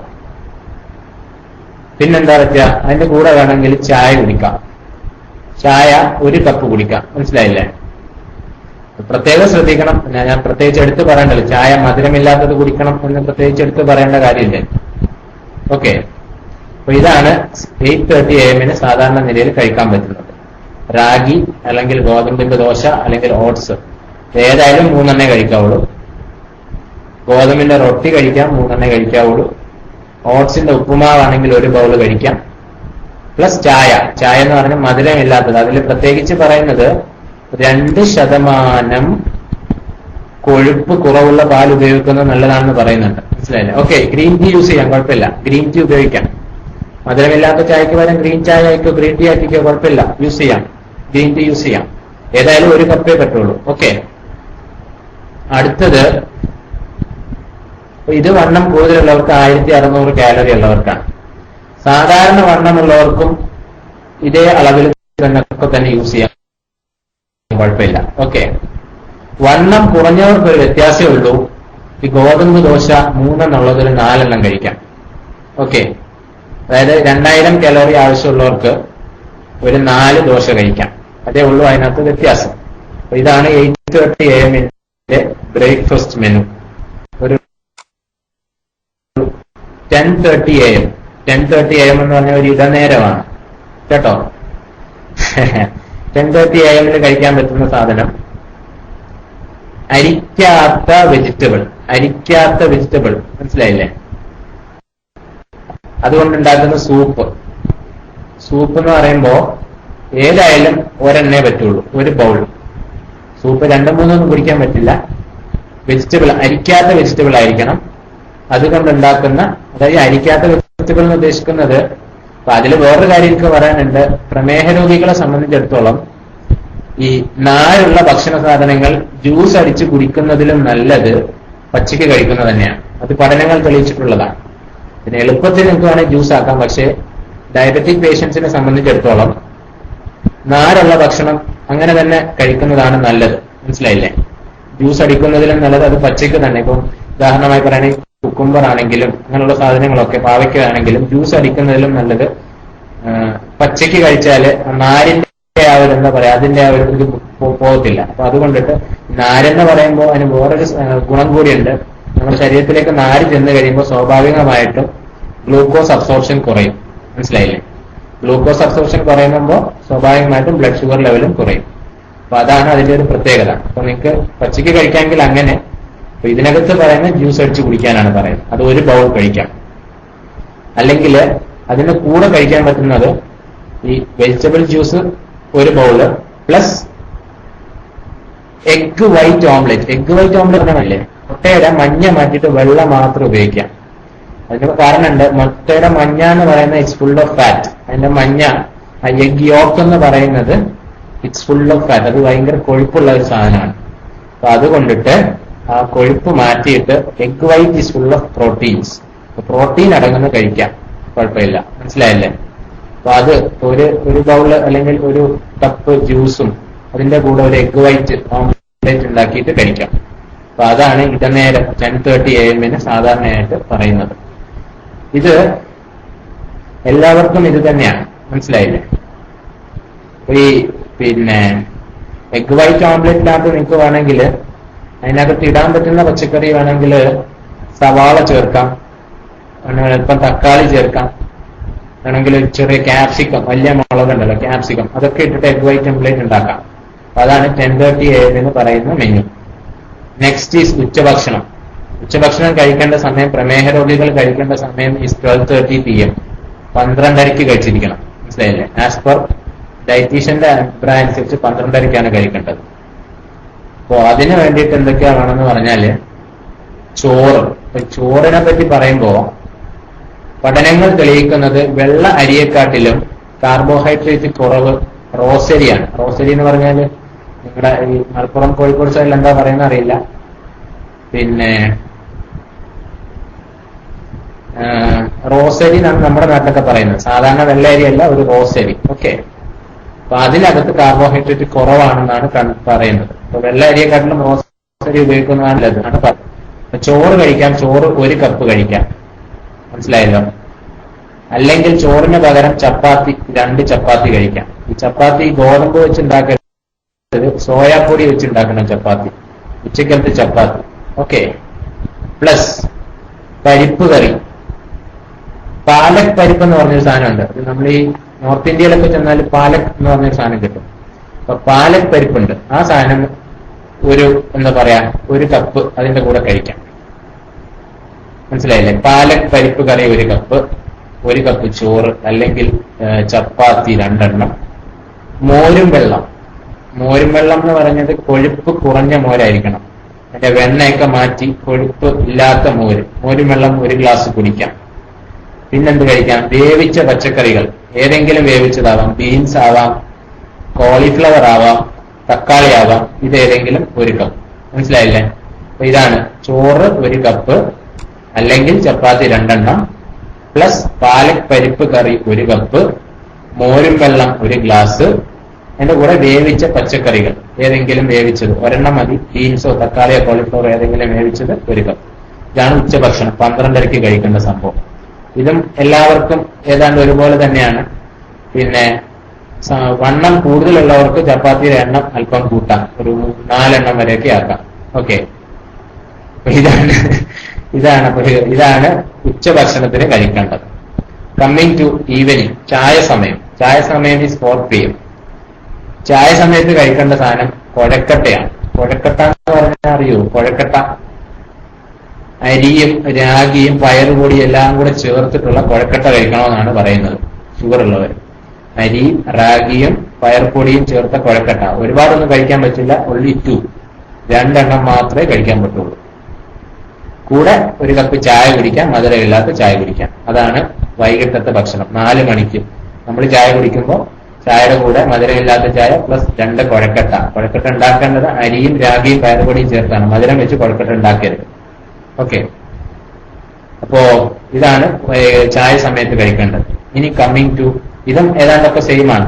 കൊഴക്കട്ടയുടെ എണ്ണം ഈ മെലിഞ്ഞവർക്ക് കൊഴക്കട്ടയുടെ എണ്ണം ഒരു 3 എണ്ണം ഒക്കെ ആക്കിയാൽ മതി. ഇത് ഭക്ഷണത്തെ കൊള്ളാം. അപ്പൊ അടുത്തത് അത്താഴമാണ്. അത്താഴം എട്ടരയ്ക്ക്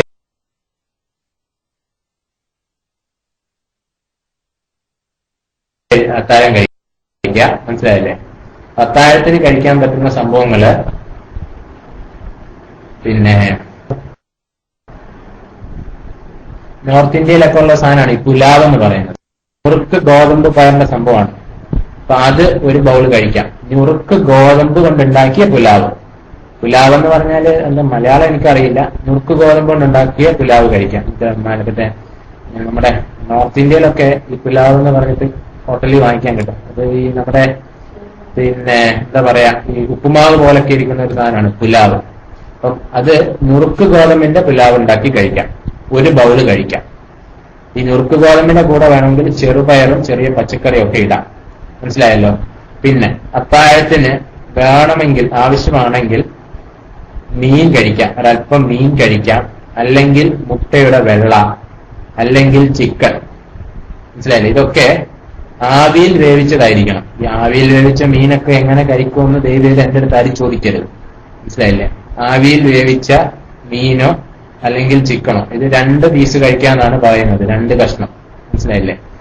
ഏത് മീനായാലും കുഴപ്പമില്ല. ഇപ്പൊ ആവി വേവിക്കാൻ ചെറിയ മീനൊക്കെ ബുദ്ധിമുട്ടല്ലേ? വലിയ മീൻ ഈ മീനിനകത്ത് കൊളസ്ട്രോൾ ഇല്ല, അതുകൊണ്ട് കഴിക്കണ്ട. മനസ്സിലായില്ലേ? മീനിനകത്ത് ശരിക്കും ഉള്ളത് പിന്നെ കൊളസ്ട്രോൾ അല്ല. അതിനകത്തുള്ളത് ശരിക്കും പറഞ്ഞാല് പിന്നെ എന്താ പറയാ, മറന്നും പോയല്ലോ. മീനിനകത്തുള്ളത് നമ്മുടെ ശരീരത്തിന് ആവശ്യമുള്ള അല്ലെങ്കിൽ പ്രൊട്ടക്ട് ചെയ്യുന്ന സംഭവമാണ് മീനിനകത്തുള്ളത്. മീൻ കൊളസ്ട്രോൾ ഇല്ല, അപ്പൊ മീൻ കഴിക്കാം, കുഴപ്പമില്ല. ഓക്കെ.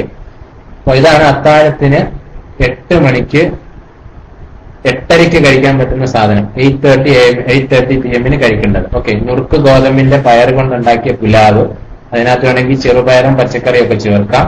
മീന്, ചിക്കന്, ഇത് വേവിച്ച് ആവിയിൽ വേവിച്ചതായിരിക്കണം. 2 കഷ്ണം കഴിക്കാം. ഓക്കെ. അപ്പൊ ഇതാണ് പിന്നെ അത്താഴത്തിന് കഴിക്കുന്നത്. ഇതും സാധാരണയായിട്ട് വണ്ണം കുറഞ്ഞവരാണെങ്കിൽ മീനിന്റെ എണ്ണം 2 എന്നുള്ളൊരു 3 എണ്ണം ഒക്കെ ആക്കാം. ഓക്കെ. കിടക്കുന്നതിന് മുമ്പ് 9 മണി അല്ല ഒരു 9:30 കിടക്കുന്നതിന് മുൻപ് റോബസ്റ്റ പഴം ഒരെണ്ണം കഴിക്കാം. റോബസ്റ്റ പഴം. ഓക്കെ. പ്രമേഹ രോഗികൾക്ക് കമ്പാരിറ്റീവ്ലി കഴിക്കാൻ പറ്റുന്ന ഒരു പഴമാണ് എന്താണ് റോബസ്റ്റ പഴം. ഓക്കെ. ഇനി ജനറൽ ആയിട്ട് പറയാനുള്ള പല കാര്യങ്ങളും, പഴം ഏതെങ്കിലും ഒരെണ്ണം, ഏതെങ്കിലും ഒരു പഴം, അത് നാരുള്ളതായിരിക്കണം. ഉദാഹരണമായി പറയുകയാണെങ്കിൽ ഓറഞ്ച്, പേരയ്ക്ക, റോബസ്റ്റ, പപ്പായ, ഇതിലേതെങ്കിലും ഒരെണ്ണം ഉപയോഗിക്കാം. കോഴിയിറച്ചി മാസത്തിൽ ഒരു 2 പ്രാവശ്യം ഉപയോഗിച്ചോളൂ കേട്ടോ. കോഴിയിറച്ചി മാസത്തിൽ 2 തവണ ഉപയോഗിക്കാവുന്നതാണ്. ബിക്കോസ് കോഴിയിറച്ചി contains less cholesterol compare to mutton and beef. അപ്പൊ അതുകൊണ്ടിട്ട് കോഴിയിറച്ചി മാസത്തിൽ 2 തവണ ഉപയോഗിക്കാം. ആട്ടിറച്ചി, പോത്തിറച്ചി ഇത് ഒന്നും പാടില്ല. മുട്ടയുടെ വെള്ള മാത്രം ഉപയോഗിക്കുക. ഇതാണ് പ്രമേഹ രോഗി പാലിക്കേണ്ട ഭക്ഷണക്രമം. ഇത് പറയുമ്പോൾ എല്ലാവർക്കും ഇത് ഫോളോ ചെയ്യാൻ പറ്റും എന്നെനിക്ക് ഉറപ്പില്ല. ഏതായാലും ഒരു കാര്യം മാത്രം ശ്രദ്ധിക്കുക. പ്രമേഹം എന്താ പറയാ, കഴിവിന്റെ പരമാവധി പ്രമേഹം ഉള്ളവരൊക്കെ പ്രമേഹം നിയന്ത്രിച്ചു കൊണ്ടുപോവുകയാണെങ്കിൽ അതുമൂലം ഉണ്ടാകുന്ന പ്രമേഹം മൂലം ഒരുപാട് മറ്റു പല പ്രശ്നങ്ങളും ഉണ്ടാകാനുള്ള സാധ്യത ഇന്ന് വളരെ കൂടുതലായിട്ട് കണ്ടുവരുന്നു. ഒരുപാട് പ്രമേഹ രോഗികൾ കിഡ്നി ഫെയിലിയർ ആയിട്ട് ഡയാലിസിസും മറ്റും ചെയ്യുന്ന ആളുകളെ എനിക്കറിയാം.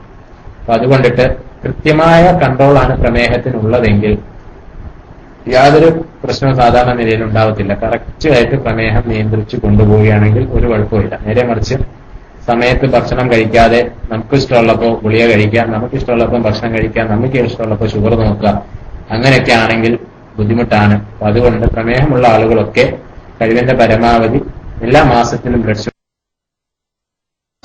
ഭക്ഷണം ഇതൊന്നും പാലിക്കാൻ പറ്റാത്തവരാണെങ്കിൽ വളരെ ചെറിയൊരു കാര്യം ഞാൻ പറഞ്ഞുതരാം. നിങ്ങൾ ഉപയോഗിക്കുന്ന ഭക്ഷണത്തിൽ ഇത്ര കാര്യങ്ങൾ മാത്രം ശ്രദ്ധിക്കുക. ആവശ്യത്തിന് മാത്രം ഉപ്പി ഉപയോഗിക്കുക. ഏറ്റവും പരിമിതമായ അളവിൽ എണ്ണ ഉപയോഗിക്കുക. അന്നജം കൂടുതലായിട്ടുള്ള കിഴങ്ങ് വർഗ്ഗങ്ങൾ കുറയ്ക്കുക. പച്ചക്കറികൾ ധാരാളമായി ഉപയോഗിക്കുക. വളരെ ചുരുങ്ങിയ അളവിൽ മത്സ്യം, മാംസം, വളരെ ചുരുങ്ങിയ അളവിൽ മത്സ്യം, മാംസം. മത്സ്യം കുഴപ്പമില്ല, പക്ഷെ മാംസം വളരെ ശ്രദ്ധിക്കുക. ഇതാണ് ഒരു എന്താ പറയാ ഓട്ടപ്രദക്ഷിണം പറയാനുള്ളത്. ഇത്രയും നേരം എന്റെ ഈ ക്ലാസ് കേട്ട കൂടക്ക് എല്ലാവരെയും ബർക്കത്തും അല്ലാഹു സുബ്ഹാനഹു വ തആല നൽകുമാറാകട്ടെ എന്ന് ആത്മാർത്ഥമായി ദുആ ചെയ്യുന്നു. നമ്മുടെ ഈ പ്രവർത്തനം നാളെ ആഖിറത്തിൽ അല്ലാഹുവിന്റെ അടുക്കൽ ഒരു സാലിഹായ പൊരുത്തപ്പെട്ടായ അമലായി അല്ലാഹു നമ്മിൽ നിന്നും സ്വീകരിക്കുമാറാകട്ടെ. എല്ലാവരും എനിക്കും കുടുംബത്തിനും വേണ്ടി പ്രത്യേകം ദുആ ചെയ്യണമെന്ന് ഓർമ്മിപ്പിച്ചുകൊണ്ട് തൽക്കാലം വിട. വാഖിറു ദഅവാനാ അൽഹംദുലില്ലാഹി റബ്ബിൽ ആലമീൻ. അസ്സലാമു അലൈക്കും വറഹ്മത്തുള്ളാഹി വബറകാതുഹു.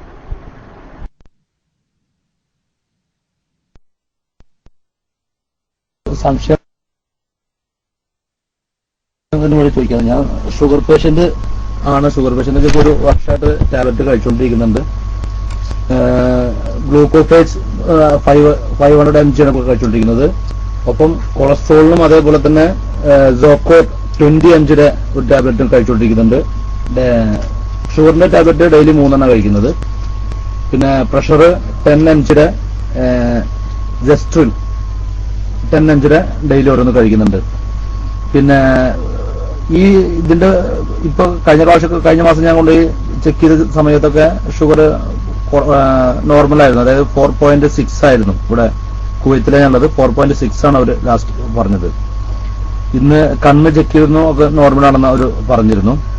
ഇതിന്റെ മെയിൻ ഒരു വിഷയത്തില് മെയിൻ പ്രശ്നം ഗ്യാസ് ട്രബിൾ മര്യാദ ആയിട്ട് വരുന്നുണ്ട്. അപ്പൊ ശരിക്കും ഈ ഇതൊക്കെ ഉള്ളതിന്റെ പേരിലാണ് ഗ്യാസ് ട്രബിൾ വരുന്നത്. ഒന്ന് പറഞ്ഞാൽ നന്നായിരുന്നു. പിന്നെ നമുക്ക് വളരെയധികം ഒഴിവാക്കേണ്ട ഭക്ഷണം പറഞ്ഞ അന്നജം അടങ്ങിയ കിഴങ്ങുകളൊക്കെ പറഞ്ഞതൊക്കെ അത് ഏതാണ് ഐറ്റംസ് എന്നൊന്നുകൂടെ ഒന്ന് പറഞ്ഞു തന്നാൽ വളരെ നന്നായിരുന്നു. ഞാൻ മൈക്ക് റിലീസ് ചെയ്യുന്നു. അസ്സലാമു അലൈക്കും വറഹ്മത്തുള്ളാഹി. വഅലൈക്കും സലാം വറഹ്മത്തുള്ളാഹി വബറകാതുഹു. ഞാൻ വിട്ടാണ് കേട്ടത്. ഏതായാലും ഒരു നേരത്തെ ഡയസൺ ഉണ്ടെന്ന് മനസ്സിലായി. അപ്പോ ഏതോ ഒരെണ്ണത്തിന്റെ വാല്യൂ 4.6 എന്ന് പറഞ്ഞു. ഈ 4.6 ഒരു പ്രശ്നം എന്ന് പറഞ്ഞാൽ ഗൾഫിലാണെങ്കിൽ അവിടുത്തെ വാല്യൂസിനെ നമുക്ക് മൾട്ടിപ്ലൈ ചെയ്യേണ്ടി വരും. അതായത് നമുക്ക് ഇവിടുത്തെ വാല്യൂസ് ഒക്കെ മാറ്റാൻ പറ്റത്തുള്ളൂ. ഈ 4.6 എന്നുള്ള ഒരു ഷുഗർ വാല്യൂ നമുക്ക് ഇവിടെ കിട്ടാറില്ല. മനസ്സിലായില്ലേ? അപ്പൊ അത് മൾട്ടിപ്ലൈ ചെയ്തിട്ടാണ് സാധാരണ നമുക്ക് അതിന്റെ കറക്റ്റ് വാല്യൂ. ഏതായാലും അദ്ദേഹം ലാസ്റ്റ് ചോദിച്ച ഒരു കാര്യം ഞാൻ കേട്ടു, എന്തൊക്കെ ഭക്ഷണം ഒഴിവാക്കണം. ഒരു കാര്യം ഞാൻ പറയാം. അപ്പൊ ഈ 3 ഉള്ള സ്ഥിതിക്ക് വ്യക്തമായ കണ്ണ് പരിശോധിച്ചപ്പോൾ അൽഹംദുലില്ലാഹ് കുഴപ്പമൊന്നുമില്ല എന്ന് പറഞ്ഞു. ഏതായാലും വ്യക്തമായിട്ട് തന്നെ 3 കൺട്രോൾ ഉണ്ടാവണം. അപ്പോ പ്രധാനമായും ശ്രദ്ധിക്കേണ്ടത് മാസാമാസത്തിൽ ഷുഗർ പരിശോധന, അതോടൊപ്പം തന്നെ 3 മാസത്തിൽ ഒരിക്കലെങ്കിലും കണ്ണിന്റെ പരിശോധന, അതുപോലെ കൊളസ്ട്രോളിന്റെ പരിശോധനയൊക്കെ കൃത്യമായി ചെയ്യാം. ഇനി അന്നജം കൂടുതലടങ്ങിയ കിഴങ്ങുവർഗ്ഗങ്ങളിൽ ഒഴിവാക്കേണ്ട പ്രധാനപ്പെട്ടത് സ്റ്റാർച്ച് കൂടുതലടങ്ങിയ കപ്പ, ചേന, പിന്നെന്താ ചേമ്പ്, കാച്ചില്, ഉരുളക്കിഴങ്ങ്, ഇവയൊക്കെ സ്റ്റാർച്ച് കൂടുതലുള്ളതാണ്. കിഴങ്ങ് വർഗത്തിൽപ്പെട്ട ഒട്ടുമിക്ക സംഭവങ്ങളും കപ്പ, ചീനി, കാച്ചില്, പിന്നെ കിഴങ്ങ് എന്ന് വേണ്ട സകല സംഭവങ്ങളും ഒഴിവാക്കാം. മനസ്സിലായില്ലേ? ഇതാണ് സാധാരണ നിലയിൽ ഒഴിവാക്കേണ്ടത്. മറിച്ച് നാരുകളുള്ള ഭക്ഷണങ്ങൾ കൂടുതലായിട്ട് ഉപയോഗിക്കുന്നത് വളരെയധികം നല്ലതാണ്. ഞാൻ മുമ്പേ പറഞ്ഞതുപോലെ നാരായി തന്നെ കഴിക്കുകയാണെങ്കിൽ, അതായത് ജ്യൂസ് അടിക്കാതെ നാരായിട്ട് തന്നെ ഭക്ഷണം കഴിക്കുകയാണെങ്കിൽ സ്വാഭാവികമായിട്ടും ബ്ലഡ് ഷുഗറിന്റെ അളവ് കുറയും. മനസ്സിലായില്ലേ? പിന്നെ മുമ്പ് പറഞ്ഞതുപോലെ പഴങ്ങൾ, ഞാൻ ഈ പറഞ്ഞ പഴത്തിൽ ഏതെങ്കിലും ഒരെണ്ണം, ഉദാഹരണമായിട്ട് ഓറഞ്ച്, പേരക്ക, അതുപോലെ തന്നെ റോബസ്റ്റ, അങ്ങനെയുള്ള സംഭവങ്ങളൊക്കെ ഉപയോഗിക്കുന്നതുകൊണ്ട് വലിയധികം കുഴപ്പമില്ല. ഓക്കെ. അതെ, 4.82 ഷുഗർ. 82 ആണെങ്കിൽ it's normal. Fasting blood sugar 80 to 90 ആണ് ഐഡിയലായിട്ട് ഒരു ഡയബറ്റിക് പേഷ്യന്റിന്റെ ഐഡിയൽ റേഞ്ച്. അതാണ്. അങ്ങനെയാണെങ്കിൽ നോർമലാണ്. ഓക്കെ. നോർമൽ അളവ് ഞാൻ മുന്നേ തന്നെ പറഞ്ഞതാണ്, ഒന്നും കൂടി വേണമെങ്കിൽ പറയാം. നോർമലി ഡയബറ്റിക് ആയിട്ടുള്ള ആളുകളിൽ പിന്നെ BP ഒരു 120/80, മാക്സിമം 130/90, 130/80, അതിൽ കൂടുതൽ പോകരുത്. പിന്നെ ടോട്ടൽ കൊളസ്ട്രോൾ 180 താഴെ ആയിരിക്കണം. 180 താഴെ ആയിരിക്കണം. LDL 100 താഴെ ആയിരിക്കണം. ട്രൈഗ്ലിസറൈഡ് 150 താഴെ ആയിരിക്കണം. HDL 50 മുകളിലാകാം. HbA1c 7% താഴെ ആയിരിക്കണം. FBS 80 തൊട്ട് 90 വരെ ആവാം. പോസ്റ്റ് പ്രാൻഡിയൽ ബ്ലഡ് ഷുഗർ 110 മുതൽ 140 വരെ. ഇതാണ് ഐഡിയൽ ആയിട്ട് വേണ്ട വാല്യൂസ്. ഓക്കെ. ഇതെല്ലാവരും ശ്രദ്ധിക്കുക. കൂടുതലായി അന്നജം അടങ്ങിയ കിഴങ്ങ് വർഗ്ഗങ്ങൾ എന്ന് പറഞ്ഞാൽ ഇതാണ്. ഇത് ഒഴിവാക്കുന്നത് വളരെയധികം നല്ലതാണ്. നാരുകൾ അടങ്ങിയ ഭക്ഷണങ്ങൾ, കുക്കുംബർ, പാവയ്ക്ക, അങ്ങനെയുള്ള സാധനങ്ങളൊക്കെ കഴിക്കുന്നത് വളരെയധികം നല്ലതാണ്. ഓക്കെ. നാരുള്ള ഭക്ഷണങ്ങൾ ഇനി പറയണം. കുറച്ചുറപ്പെ നാരുള്ള ഭക്ഷണം എന്ന് പറയുമ്പോൾ ഏതൊക്കെ വരും? പാവയ്ക്കാറ്റ് നാരുള്ളതാണ്, കുക്കുംബർ നാരുള്ളതാണ്, പിന്നെ എനിക്ക് ചോദിച്ച പിന്നെന്താണ് നാരുള്ളത് പെട്ടെന്ന് ഓർമ്മ വരുന്നത്? അതുപോലെ തന്നെ പിന്നെ ഈ തവിട് കളയാത്ത ധാന്യങ്ങൾ, അതൊരു വളരെ ഇമ്പോർട്ടന്റ് പോയിന്റ് ആണ്. തവിട് നീക്കാത്ത ധാന്യങ്ങളിൽ നാര് കണ്ടന്റ് കൂടുതലാണ്. അപ്പൊ ഉദാഹരണമായിട്ട് പറയുകയാണെങ്കിൽ ഓട്സ്, അതുപോലെ നുറുക്ക് ഗോതമ്പ്, കൂരക്, പിന്നെ അതുപോലെ പിന്നെന്താണ് ഗോതമ്പ് പൊടി, ഇവയിലൊക്കെ നാരുകൾ അടങ്ങിയിട്ടുണ്ട്. മനസ്സിലായില്ലേ? അതുപോലെ മിക്ക പച്ചക്കറികളിലും, ഒട്ടുമിക്ക പച്ചക്കറികളിലും നാരുകളുണ്ട്. പിന്നെ എന്താണ് തവിട് കളയാത്ത ധാന്യങ്ങൾ, അതിനകത്ത് ഒരുപാട് നാരുകൾ അടങ്ങിയിട്ടുണ്ട്. അപ്പൊ ഇതൊക്കെ ഉപയോഗിക്കുന്നതുകൊണ്ട് കുഴപ്പമില്ല. ഓക്കെ, ഇനി ആരെങ്കിലും ഉണ്ടോ ചോദിക്കാൻ? ഇല്ലെങ്കിൽ ഇൻഷാല്ലാ നിർത്താം. ആരിന്റെ സമയമാവുന്നു, 5:30 ഇൻഷാല്ലാ നിർത്താല്ലേ? വീരാൻകുട്ടി സാഹിബ് ചോദിക്കാനാണോ? ചോദിക്കാൻ, ഇല്ലെങ്കിൽ ഇൻഷാല്ലാ നിർത്താം. ആരിന്റെ സമയമാവുന്നു, 5:30 ഇൻഷാല്ലാ നിർത്താല്ലേ? വീരാൻകുട്ടി സാഹിബ് ചോദിക്കാനാണോ? ചോദിക്കാൻ, ഇല്ലെങ്കിൽ ഇൻഷാല്ലാ നിർത്താം. ആരിന്റെ സമയമാവുന്നു, 5:30 ഇൻഷാല്ലാ നിർത്താല്ലേ? വീരാൻകുട്ടി സാഹിബ് ചോദിക്കാനാണോ? ചോദിക്കാൻ, ഇല്ലെങ്കിൽ ചോദിക്കാനാണെങ്കിൽ മൈക്ക് റിലീസ് ഇൻഷാല്ലാ. എന്താണ് അയാൾക്ക് ചെയ്യേണ്ട ട്രീറ്റ്മെന്റ് എന്ന് അറിയാൻ പറ്റും. അതേപോലെ ഈ ഷുഗർ ഉള്ള ആള് ഇത് ഷുഗർ കൂടിയിട്ടാണോ ഈ തലകറക്കാനുള്ളത് വരുന്നത്, ഷുഗർ കുറഞ്ഞിട്ടാണ് എന്നുള്ളത് എങ്ങനെ നമുക്ക് അതിന്റെ ലക്ഷണങ്ങൾ പ്രത്യേകിച്ച് എന്തെങ്കിലും മാറ്റങ്ങളുണ്ടോ അതൊന്ന് അറിയാൻ വേണ്ടിയിട്ട് അതും കൂടെ ഒന്ന് പറഞ്ഞാൽ നന്നായിരുന്നു.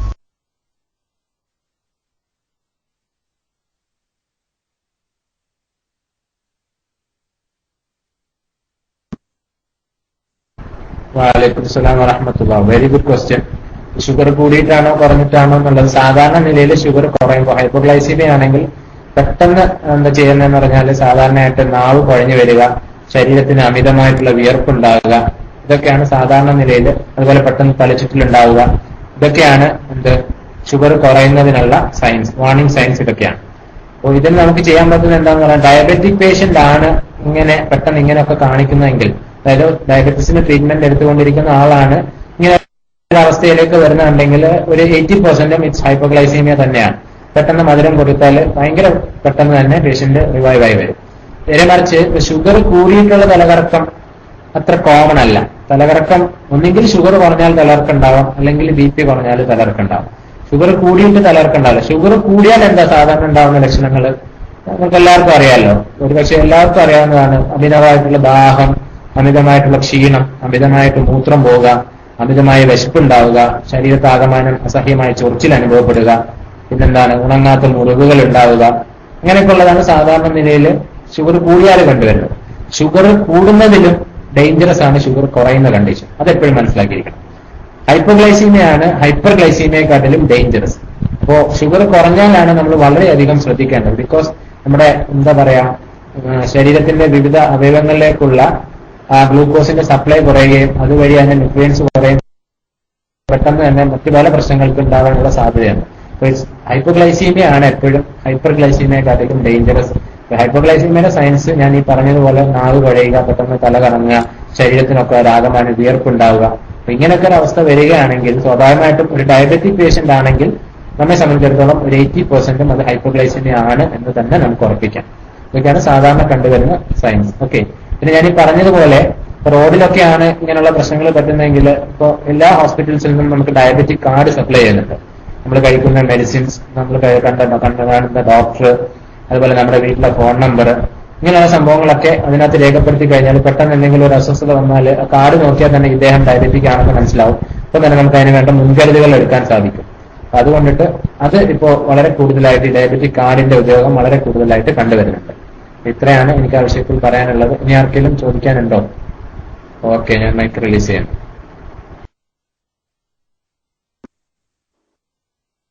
അസ്സലാമു അലൈക്കും വറഹ്മത്തുള്ളാഹി വബറകാതുഹു. ഡോക്ടർ സാറോട് എനിക്ക് ചോദിക്കാനുള്ളത് ഈ ഷുഗറിനെ പറ്റിയൊന്നല്ല, എന്റെ മേലിപ്പം ഈ നരമ്പ് പൊട്ടി എന്ന് പറഞ്ഞിട്ട് സാധനം പൊന്തിട്ടുണ്ട്. അപ്പൊ അത് ഉണ്ടായ എന്താ കഴിക്കാൻ പറ്റാത്തത് എന്ന് പറഞ്ഞാൽ പറ്റില്ലായിരുന്നു. അസ്സലാമു അലൈക്കും വറഹ്മത്തുള്ളാഹി വബറകാതുഹു.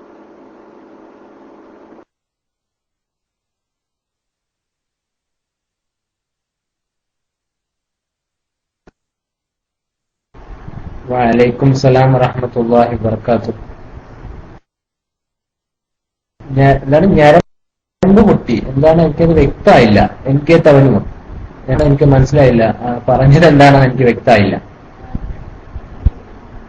ഒന്ന് വെയിറ്റ് ചെയ്യാൻ പറ, ഇതാ വരുന്നത്, വെയിറ്റ് ചെയ്യാൻ.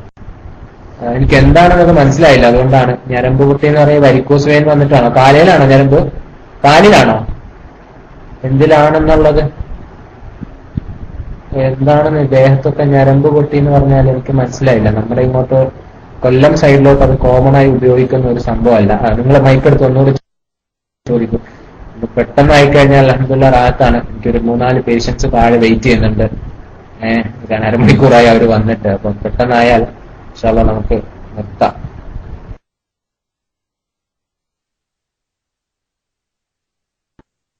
അത് ഇടത്ത നെഞ്ചിന്റെ മേല് അതേപോലെ കൈപ്പന്റെ മേലാണ് ഉള്ള പൊന്തിരിക്കാണ്. പിന്നെ നമ്മൾ ഈ ചുണങ്ങൽ പിന്നെ എന്താ ഏതുപോലെ